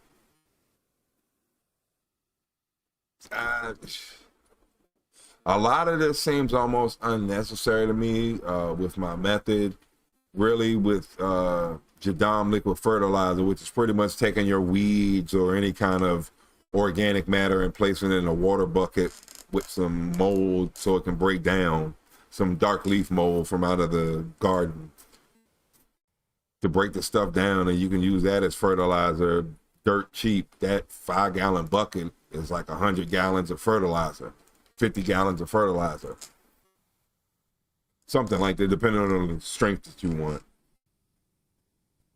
So I'm trying to lean away from going into buying more nutrients and go more into closed loop, which is you don't buy anything, everything that you're using is your own workings, off of your own land, off of things that you did. And so that's why I was really proud, even though I didn't get the best results. I was very proud of the Jadam microbial solution, the JMS I made this year, because it was from potatoes from my own garden, and the dirt was from, you know, the edge of the backyard that I used to spark off the JMS. Hold the nutrients and release it as the plant needs it. I heard it check. Okay. So it's the biochar is a real winner in that mix, and yeah, it stops it from just being too much nutrients immediately for the plant. Big farm. And like I said, once the earthworms get in there and start churning that all up, it's Yeah, when the worms start churning it up, that was another big key for his organic method. Watch those. I did see the Africa strain hunter video. And it's funny to see the guy who died, or whatever, the science guy or whatever, the genetics guy. The one I saw was like a tribute to him. I think that was at the Africa one. Chilling in the fields after police raids. Oh, I will watch them. I will watch some strain hunter. Big Pharma, yeah. They use skunk one as their genetic marker, and I understand. I totally understand. I wonder what we looked like before. Well, I know what it looked like, so forgive me. I answered my own question. That's in the garden. From looking at the skunk one compared to the original haze, and no disrespect to the original haze, but man, that is some bushy, leafy, stretchy, long, too tall weed. And the skunk one is actually like, okay, this is a commercial, this is a professional plant. That's actually what it looks like. And since y'all, I doubted it, I'm not going to let that go. I'll always try and say my true reaction, no matter how I feel now. I will always try and emphasize that. At first, I was like, I don't know if this is skunk, y'all. And it was like, boom, boom, boom, boom, boom. 3 or 4 people in the chat. Oh, no, that's skunk one. That's skunk one, definitely. I've seen it. That's skunk one. So now that I've seen it grow to this point, week 5, I'm like, yeah, y'all were right from the beginning. This looks just like the stuff from the magazines, all the pictures I've seen, the videos I've seen. But I guess the same way my eye was able to tell that was a male skunk one plant, the skunk one that was a male, I was able to tell that right from the beginning. So y'all had the eye to see the structure that was true skunk. But I had the eye to see, oh, that's a male plant. The way it's growing, you're not fooling me, because females like branch out quite a bit. Their whole thing is to like take up space, and when it's just kind of like growing tall and barely growing shoots, like it's missing, Missing length. Oh, yeah, that's a male. I've seen enough males to know this one. You're not fooling me. Okay, you still had a root ball in the stalks. Your first legal grow. Wow. It's like a trophy. The only reason I was keeping the sticks, keeping the like main branch, main stalk and stuff like that. I was keeping them for a while, but I noticed after like a year or two that they became very, very brittle. So I just kind of left it alone. I gave my son one. Yeah, he was whipping stuff for quite some time. Then he like hit something and it just kind of snapped. And I was like, oh, okay, these don't make it the way I thought it would. Like even the bamboo doesn't make it that long. I guess from being outside all the time is what I'm trying to. It's the condition that it's under though. Yeah, it is a trophy. I do like going out to the garden and seeing the progress of, okay, this is, dang. Can you believe, like, first off, it's all big plant. You got to harvest it all. I hate harvesting this. But anyway, when you get it down and it's just a root stalk left, and it's like, wow. There was a humongous plant here a couple of days ago, a few hours ago, whatever. Like, wow, it was really big. Then as months go by and you press the root stem down into the ground and just like, wow, no evidence, no crime. Like, the proof of life that there's microbes in the garden that constantly keep eating this root ball and working and turning the trash into food and treasure to keep them sustained till the next year. You know, throw mulch and cover crop on them to kind of keep them going and living. The mycorrhizae, that's what's going to make it. The bacteria is not going to make it, but the mycorrhizae will. And you constantly build on that, the IMO portion of the gardening. The stuff that can pull the white webbing, that can pull nutrients from here and bring those nutrients over to here and transfer that energy, whatever element you need, baby. Compost tea makes a huge difference. Okay, yeah. Composting in place, compost teas, yes, it does.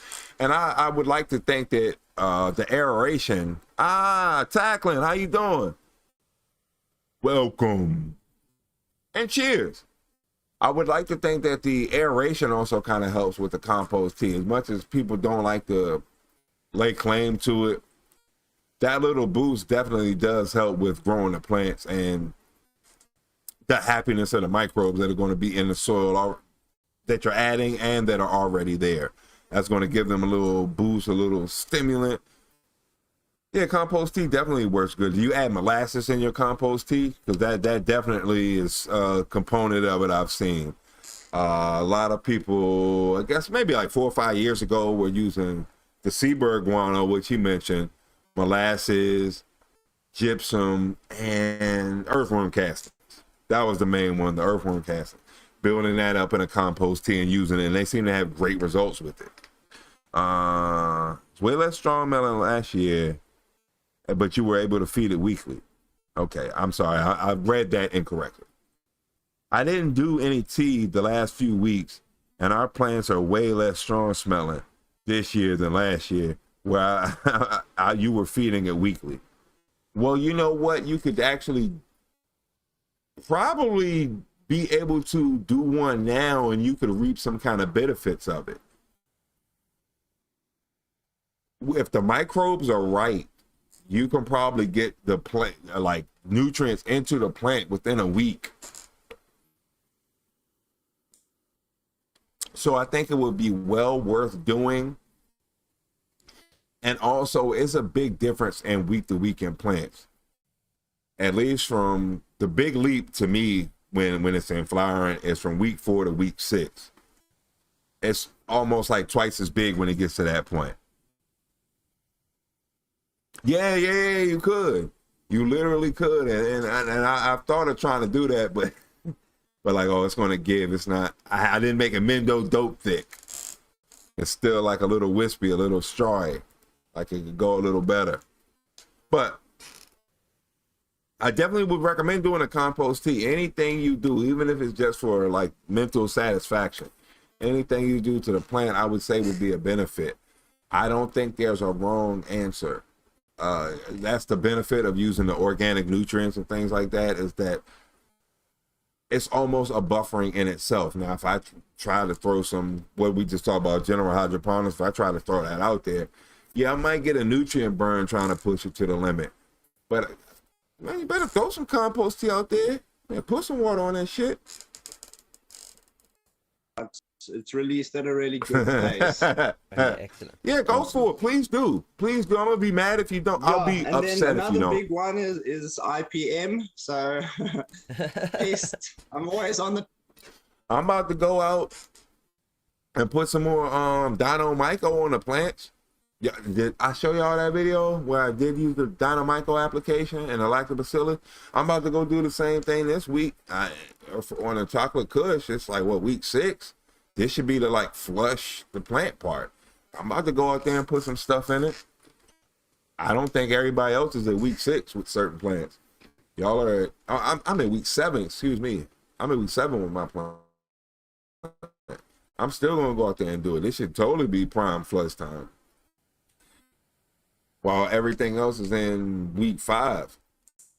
So if you're in week 5, yeah, you better do that stuff. You got 3 weeks of that stuff to suck up the compost tea. Pest control, because you have to be, playing games around here. Outdoor growers, powdery mildew, again, is a big issue, you know, as the season starts changing. Well, where I stay, it's really damp where I'm at. Summer, so as it starts getting towards autumn, it starts getting a lot more moist. Like, I will say that depending on how heavy it rains, some seasons are heavier than others, but if I'm just going to say the average rain that we get, and depending on where the plant is in the garden, like the stuff by the back rail rarely has problems, but I have had powdery mildew on. Well, I don't know if it's powdery mildew or the caterpillars eating at the plant, but it's like bud rot will happen. I'll get bud rot. I don't know if it's from over moisture, caterpillars, or it's like some kind of fungi actually, but I do have some like rotten brown buds still on the stem around harvest time, so that has happened to me. During the air, and those are the conditions for powdery mildew to get going, you know.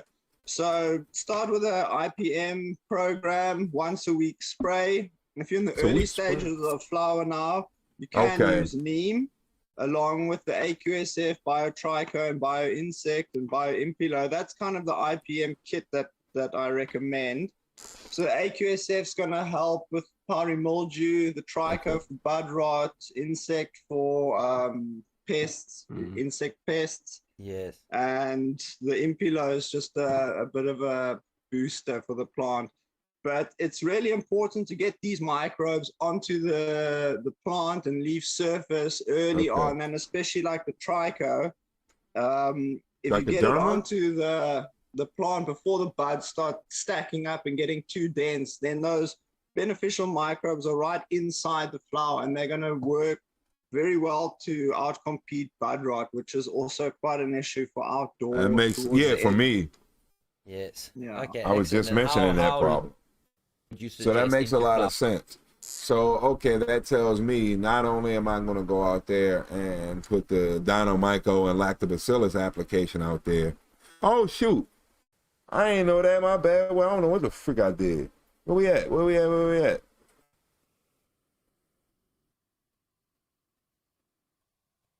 My bad. I had no idea the camera. I must have bumped something. But besides the Dino Myco and Lactobacillus, I'm going to go out there and do a dose of BioLive out there. And I guess it couldn't hurt, even though I feel that it takes about 7 days for the stuff to break down. But it's got the keratin, which boosts the plant immune system, which is going to boost the terpene profile of it. So it could use a little bit, but it's got mycorrhizine as well and trichoderma. Now that I know, I'm actually going to try and use that as a foliar solution next year. I'm going to mix it in the bucket. Not only, I guess, the remnants that are in the bucket, use that as the soil drench part, but try and get the solution suspended in water and spray that on the plants as well as a foliar feed. I wasn't even aware that trichoderma could be used for that purpose to build it into the flower. Makes sense, though. It definitely makes a lot of sense. That you'd spray that kit sort of week 2, week 3. Look, it really depends on your area and environment, and the grower needs to observe what's going on around them. And if they have grown there the previous season, they'll probably know what, issues to expect. So the neem in combo with this, I would spray in like the first 2 weeks, maybe 3. It's all right. Some people are quite anti-neem, but I think it's fine really early in these early stages. But then all the rest, those are just microbes, those are fungal spores in water. So those you can spray really far into flower. And like I said, it depends on your environment. So if you're in a place that doesn't get powdery mildew or bud rot, you could probably stop on that like midway through flower. But if you're in an area where you're going to be getting PM and bud rot, I would go really far with those sprays, probably up to week 6 or week 8, maybe even further, because you'd rather have those good microbes on the leaf surface than a bunch of powdery mildew. Yes, that's bad microbes, you can't smoke that, and it's just it's not a happy situation. Yeah, I mean, and I don't really know too many people that don't have issues with powdery mildew. Whenever all these mystical areas where there's no powdery mildew, and I think it's my biggest FAQ. So those are really important tips, and also what kind of would you suggest any kind of training techniques or anything along those lines going into the flowering period, besides obviously the staking and the supporting low stress of the stems? Look, if you wanted to clean up the bottoms a bit, all those areas that's not getting light, you could do that. I'm not too fussy about training and that on the outdoors. I just top them a few times at the beginning and then just kind of let them go. But cleaning up underneath the plant, all that foliage that's not getting a lot of light, you can do that if you have time. It's not essential, but yeah. Okay, excellent, cool. So the main 3 tips: support your plants, get your IPM regimen going, and obviously a bit of a nutrient boost. Do you have any other? And then, sorry to interrupt. I would also. After about 3 weeks of flower, then I would do a top dress with something high in phosphorus, like the bat guano or micronized soft rock phosphate, something like that. Yes. FAA. Excellent. Fish amino acid. Fish hydroxylate. And then would you ride through till the end of flower? Yeah, but I do a once a week nutrient feed. Okay, with that, and a bit of tips on the nutrient feed. What are you feeding during the flowering period? No, you're absolutely right about that, Steve. Bud rot, powdery mildew, and septoria, which is something I just kind of discovered this year, I guess within a year, something like that, are the main 3 to deal with. Yes, and then I guess you got the main 3 of pest, aphids being one of them, and then I guess like the soil biting thingies like the grub worms and stuff, or I can't think of the ones for indoors, like sprigs would be one maybe, and I hope I'm thinking of the right thing. And then I guess what's some things, gnats, the fruit flies, is that what it is? I think it's the gnats that grow in the garden. Those are the 3 ones I would think you'd have to deal with when as far as pests go. But you're right, as far as a fungi or a problem go, powdery mildew, bud rot, and septoria. Yes, spider mites. My fault. Thank you. That's the name of them things. Spider mites. Which I actually had spider mites last year, and it actually does make a web. I had basically took the plant outside in like February for like 2 hours, and that killed all the spider mites. But I wouldn't recommend. And aphids are common. Yeah, they're common pests for me too. The aphids really bad, but luckily, like I said, the ladybugs, the praying mantis, and that you didn't see it because I didn't show the video. It's a black bug that's, I guess, like the size of a grain of rice. It's got like a spiky, mountainous, like spiky back, and it's black with a orange stripe going across the like back portion of it, not all the way at the bottom. It's a little bit of black again, but it's like a orange stripe 3/4 of the way on it.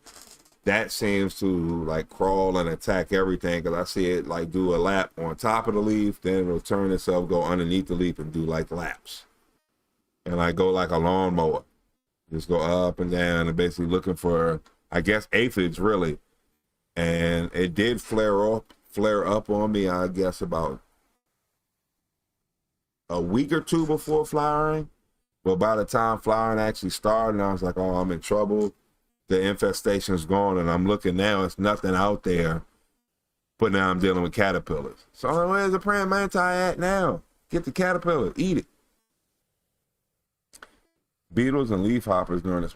Okay, I have quite a bit of grasshoppers, and they don't seem to do too much. Like, there are insects biting leaves I see, but it's nothing biting flower, and even the ones that bite leaves aren't that bad. It'll be like the same leaf. I do notice bites on a leaf though, like damage, but once it starts to get to a certain height, it's no more. Slugs are pretty bad, and I have no idea how I avoided them this year. I think I mentioned that, but I had them real bad like 3 years ago. I keep a lot of wood out there. My main premise was to basically try and make a valley in the garden. I started with flat land. I've been slowly these past 7 years building up the borders, so it's basically like a basin. So when the rain comes out of the gutter, it'll basically trickle down into the middle, but there'll still be moisture to pull on from the higher buffer outside. So I keep, what did I say? Slugs. I keep logs out there, like half split logs, a lot of debris, tree stumps, things like that. Anyway, springtime when I pull them up, it'll be so many like little baby slugs and slugs on them, and this year I just have not seen them. I don't know what happened. Hopefully they got wiped on the way out. I put sea salt all around the garden, so hopefully that did something. It doesn't hurt the garden that bad, but it definitely will hurt them. Fungus gnats, thank you. I couldn't think. I was like, what? Fungus gnat, thank you. Fruit flies, no, fungus gnat. That was it. Well, thank you. I appreciate that. Would still be going Thanks for being my brain. Hard with the nitrogen, so BioNitro, BioBoost, some mycorrhizal fungi, the wettable powder, and then probably some cannabis microbial consortium, and I also do use quite a bit of compost tea. So I'll do the compost tea. Told you. And then as it progresses further into flower, then I'll drop the BioNitro and start using the BioFos along with the Kapow for. Okay, so he's more on a bottle system, but he does do certain things too. Let me get out. Oh, okay. So yeah, we learned about that. That was decent. That's them growing in South Africa. And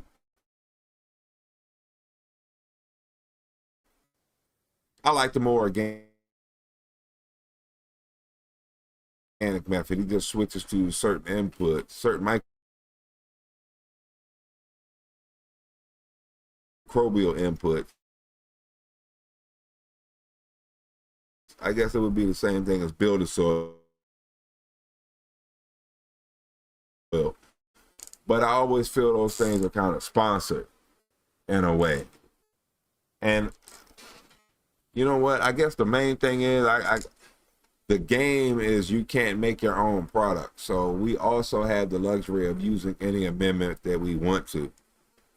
I'm sure nobody's using oh, you can't home grow because you can't, you might be putting harmful chemicals on it to like control the pest or whatever. That's like always been the argument. I'm pretty sure nobody's spraying you know, let's just, you know, raid on their stuff to control pests. I'm sure we're finding as many methods as possible. Because quite honestly, if the ladybugs and the praying mantis, whatever that black bug is, I gotta look that up. I keep just calling it the black bug with the orange stripe. I actually got to figure out what it was. And for years, I would kill them just because they're ugly. They would be on park benches and things like that all the time my whole life growing up. I'm like, oh, what's this? They were basically looking for smaller bugs. That's what they were doing. Like, I thought they were eating wood or something like that. They were basically patrolling for pests that would really hurt me. So they were better than I realized. And now I'll never hurt one again. But, hold on. Let me get my brain back. Bag soil typically comes with gnats. Okay. It does. Everything kind of comes with its own little pest.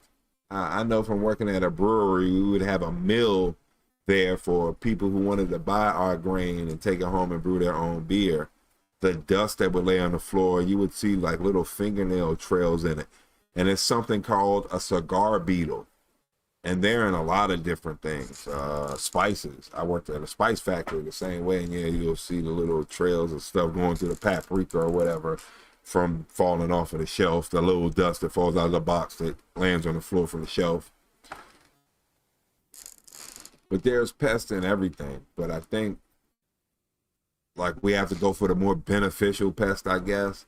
If these pests are present, the cigar beetle is present, then what's the predator for that, and incorporate that into our stuff. Plus the healthier we make the soil, we'll get it to the point where you don't have to worry as much about it.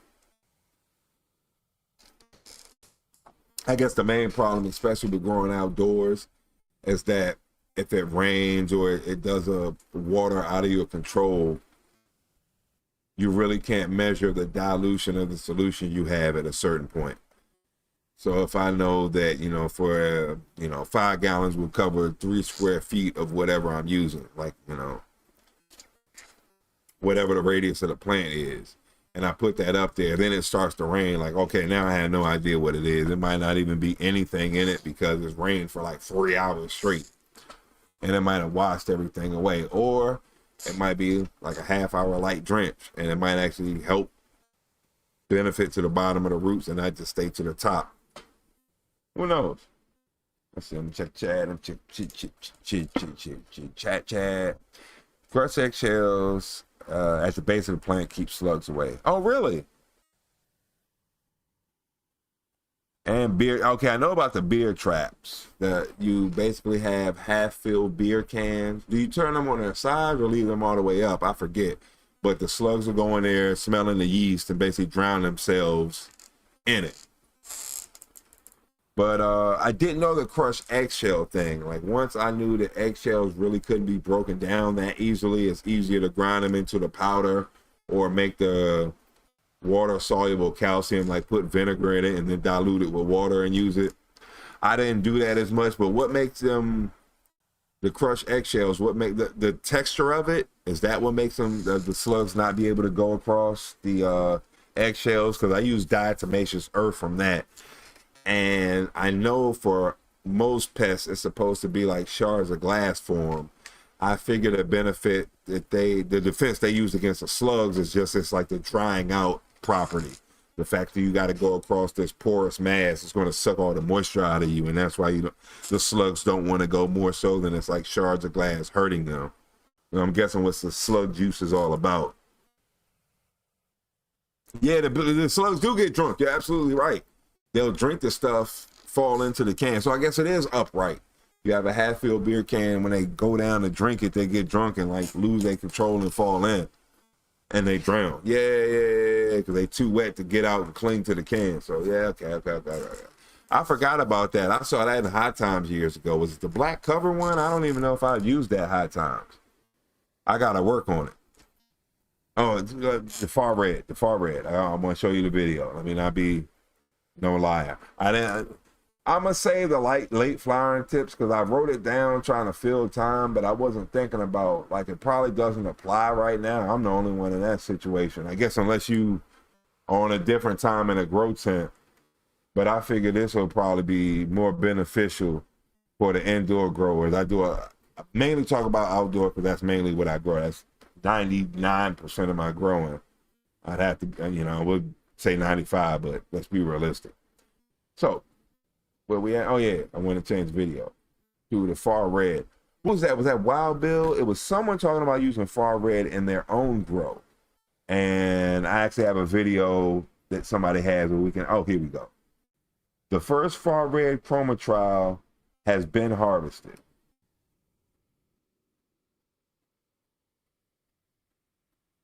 Okay, let me resize this because this is a short. I hate the size of the video. I'd rather it be wide than tall, but no matter. So I'll move it over and over. There we go. Okay, so everything's cool. And it's a pretty decent look. I actually watched it because it is a short. You do notice a difference between the plants, and I was actually pretty surprised. I was pretty surprised with the results of it. So it's pretty interesting to find. I think you would like to see it. It doesn't take much time. Let's get into it. Far red in my right hand, and we got no far red in my left hand. Really noticeable off the jump is the amount of stress or lack of stress on the far red plant.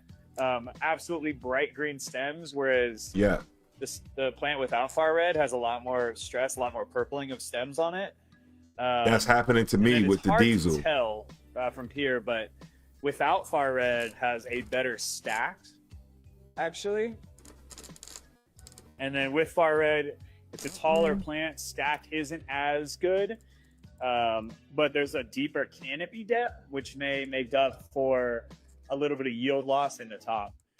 So the trial was, we started day 7 with far red on throughout the 12-hour cycle with 15 minutes of far red on afterwards. Okay. Half the table had it, half the table didn't.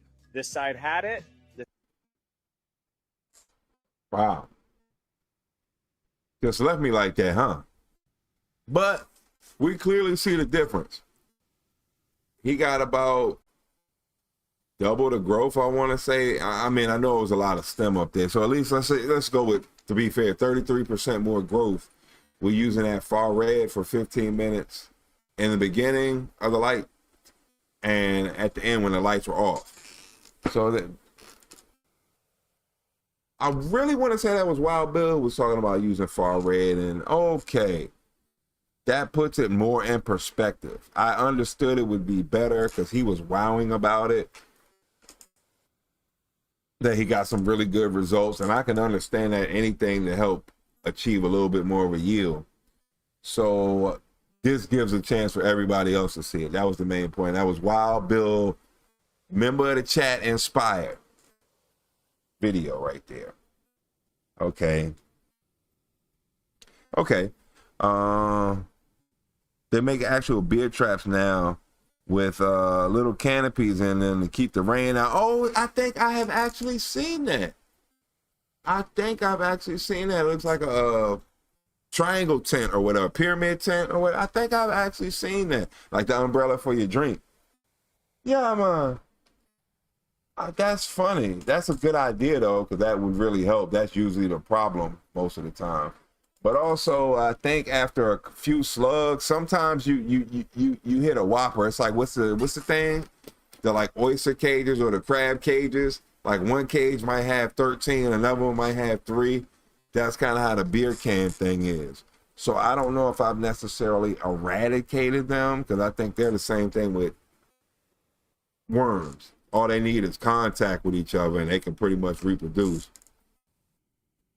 So I don't know if it's, like I said, I took sea salt and put it all around the garden. Not liberally, but I tried to spray a wide radius to just, I think it's actually going to make it a little more healthy in the soil. But I was trying to make it, if any came in contact, it would kill them off repeatedly. I did this for days. Used the Jadon microorganism solution, fermented seawater, diluted seawater, fermented seawater to basically try to make it an uncomfortable position for any slugs, and maybe the benefits paid off. I don't know, but watch next year. It's gonna be slug crazy. It would be like slugs the size of my thumb on like the back of the garden, the back of the garage in the garden. Like when I first got here, and now it's nothing like that at all. I don't even notice that. Like on a trash can, sometimes it'd be snails if it was a humid or foggy night. And I don't notice that either. So maybe something happened. Who knows? So we saw the far red crap, right? Yes. Just making sure. Now to get us on the end on a good note portion, only because this went longer than I thought. And when I went in the house, forgive me, I don't want to talk with my mouth full. When I went in the house, I was already getting the heckle down. You finished already? Oh, no, and it would have been like a little above 2 hours, which would have been a good time to stop, I guess, if you like a game streamer. But, yeah, I figured I'd have to go a little harder. And I don't mind. This was fun. Okay, so I do have a funny video. The drummer was funny to me. In the beginning segment, I thought that was really funny. So this is one of my personal favorites too. As much as I like watching the boxing and Vinyl Pines, a little smoking cartoon, I also really, really enjoy watching drunk people fall and just do dumb drunk antics. It's almost like as fun as being a kid or whatever, having that magical wonder. I guess it's a loss of perception, really, is what it actually is. But I definitely enjoy watching that. Nothing like it. You can see some slow-mo falls, some impossible balancing acts, some people knowing they should know better. But for our last little portion of the show, to end on a good note, this was fun. I definitely enjoyed it. Of course, I'll be back Monkey Biz Monday. I talked all that trash about YouTube. I'm not going to stop live streaming on YouTube. Definitely not. I'm going to figure something out. I'll get it together. I want to make it better for everybody. This should be fair. Me talking about cannabis and doing everyone talking about cannabis, doing cannabis videos, cannabis grow video, cannabis product reviews should be able to be monetized the same way you trying to sell a cell phone accessory. If it's legal in your state, you should be able to do it. And I think YouTube can hide behind the plausible deniability of, oh, because his state made it legal, I thought that it was going to go federal. Oh, man. I mean, come on. You got a way out. But for the end on a good note portion of the show, we're going to watch some drunk people fall.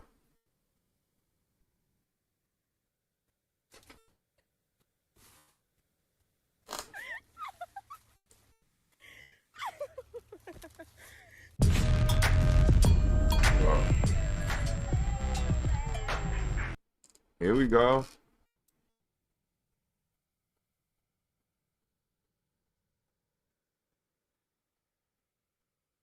Bam! Died. Oh, man. Died again. Family Guy style.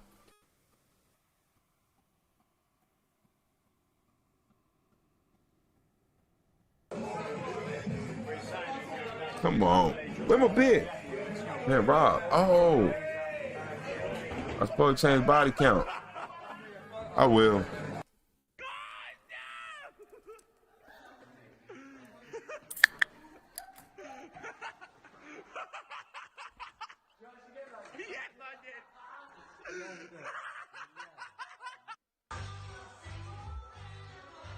We're just gonna.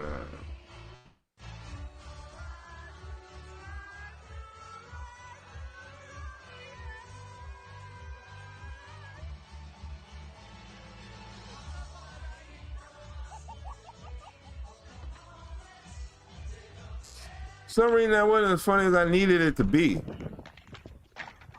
Oh,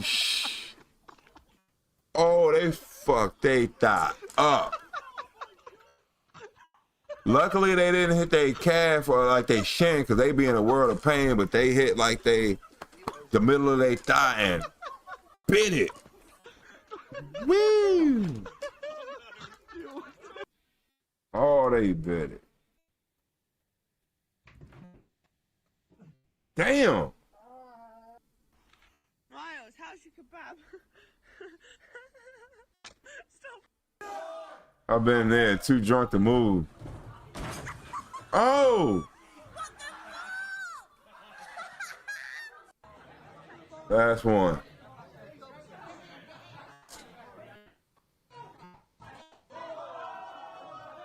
Oh my goodness. Nice. Way to go. Way to go. Yeah. I don't want to get beat. You know, I have to do the show with a black eye next week. There we go. Body counts respectable at 3. So hold on, at that time, right? No, we set a new record already. We've set a record of 4. We've made it. We've gotten better. I'm getting better. So we've reached our average of 3, I would say, at this point. We did a lot of 2s. We've done quite a bit of 3s. Done some 4s. I think our average is up to 3 now, like 2.7, 2.8. 2.9, if not 3. And let me see what the chat's hollering. Man, I had a great time with y'all. Really, really, really. This is exceptional. I really enjoy this show for what it is. I've never really been around this many growers before, ever. I never thought I'd meet a real grower. I met one in real life, but it is so nice to be surrounded by cannabis-friendly people. And I'll say like-minded in the sense that everybody seems to be willing to share a grower and a pleasant person from what I'm getting out of here. Everybody seems like what I would expect out of a weed smoker. You can call us hippies or whatever. I guess that mentality of sharing is caring. But I honestly do think it is. Once there's something you love, you want to share it with somebody else. You saw a movie you like, you read a book, you saw a picture, like meme, whatever, a video. Sharing is caring. I want you to love it as much as I love it.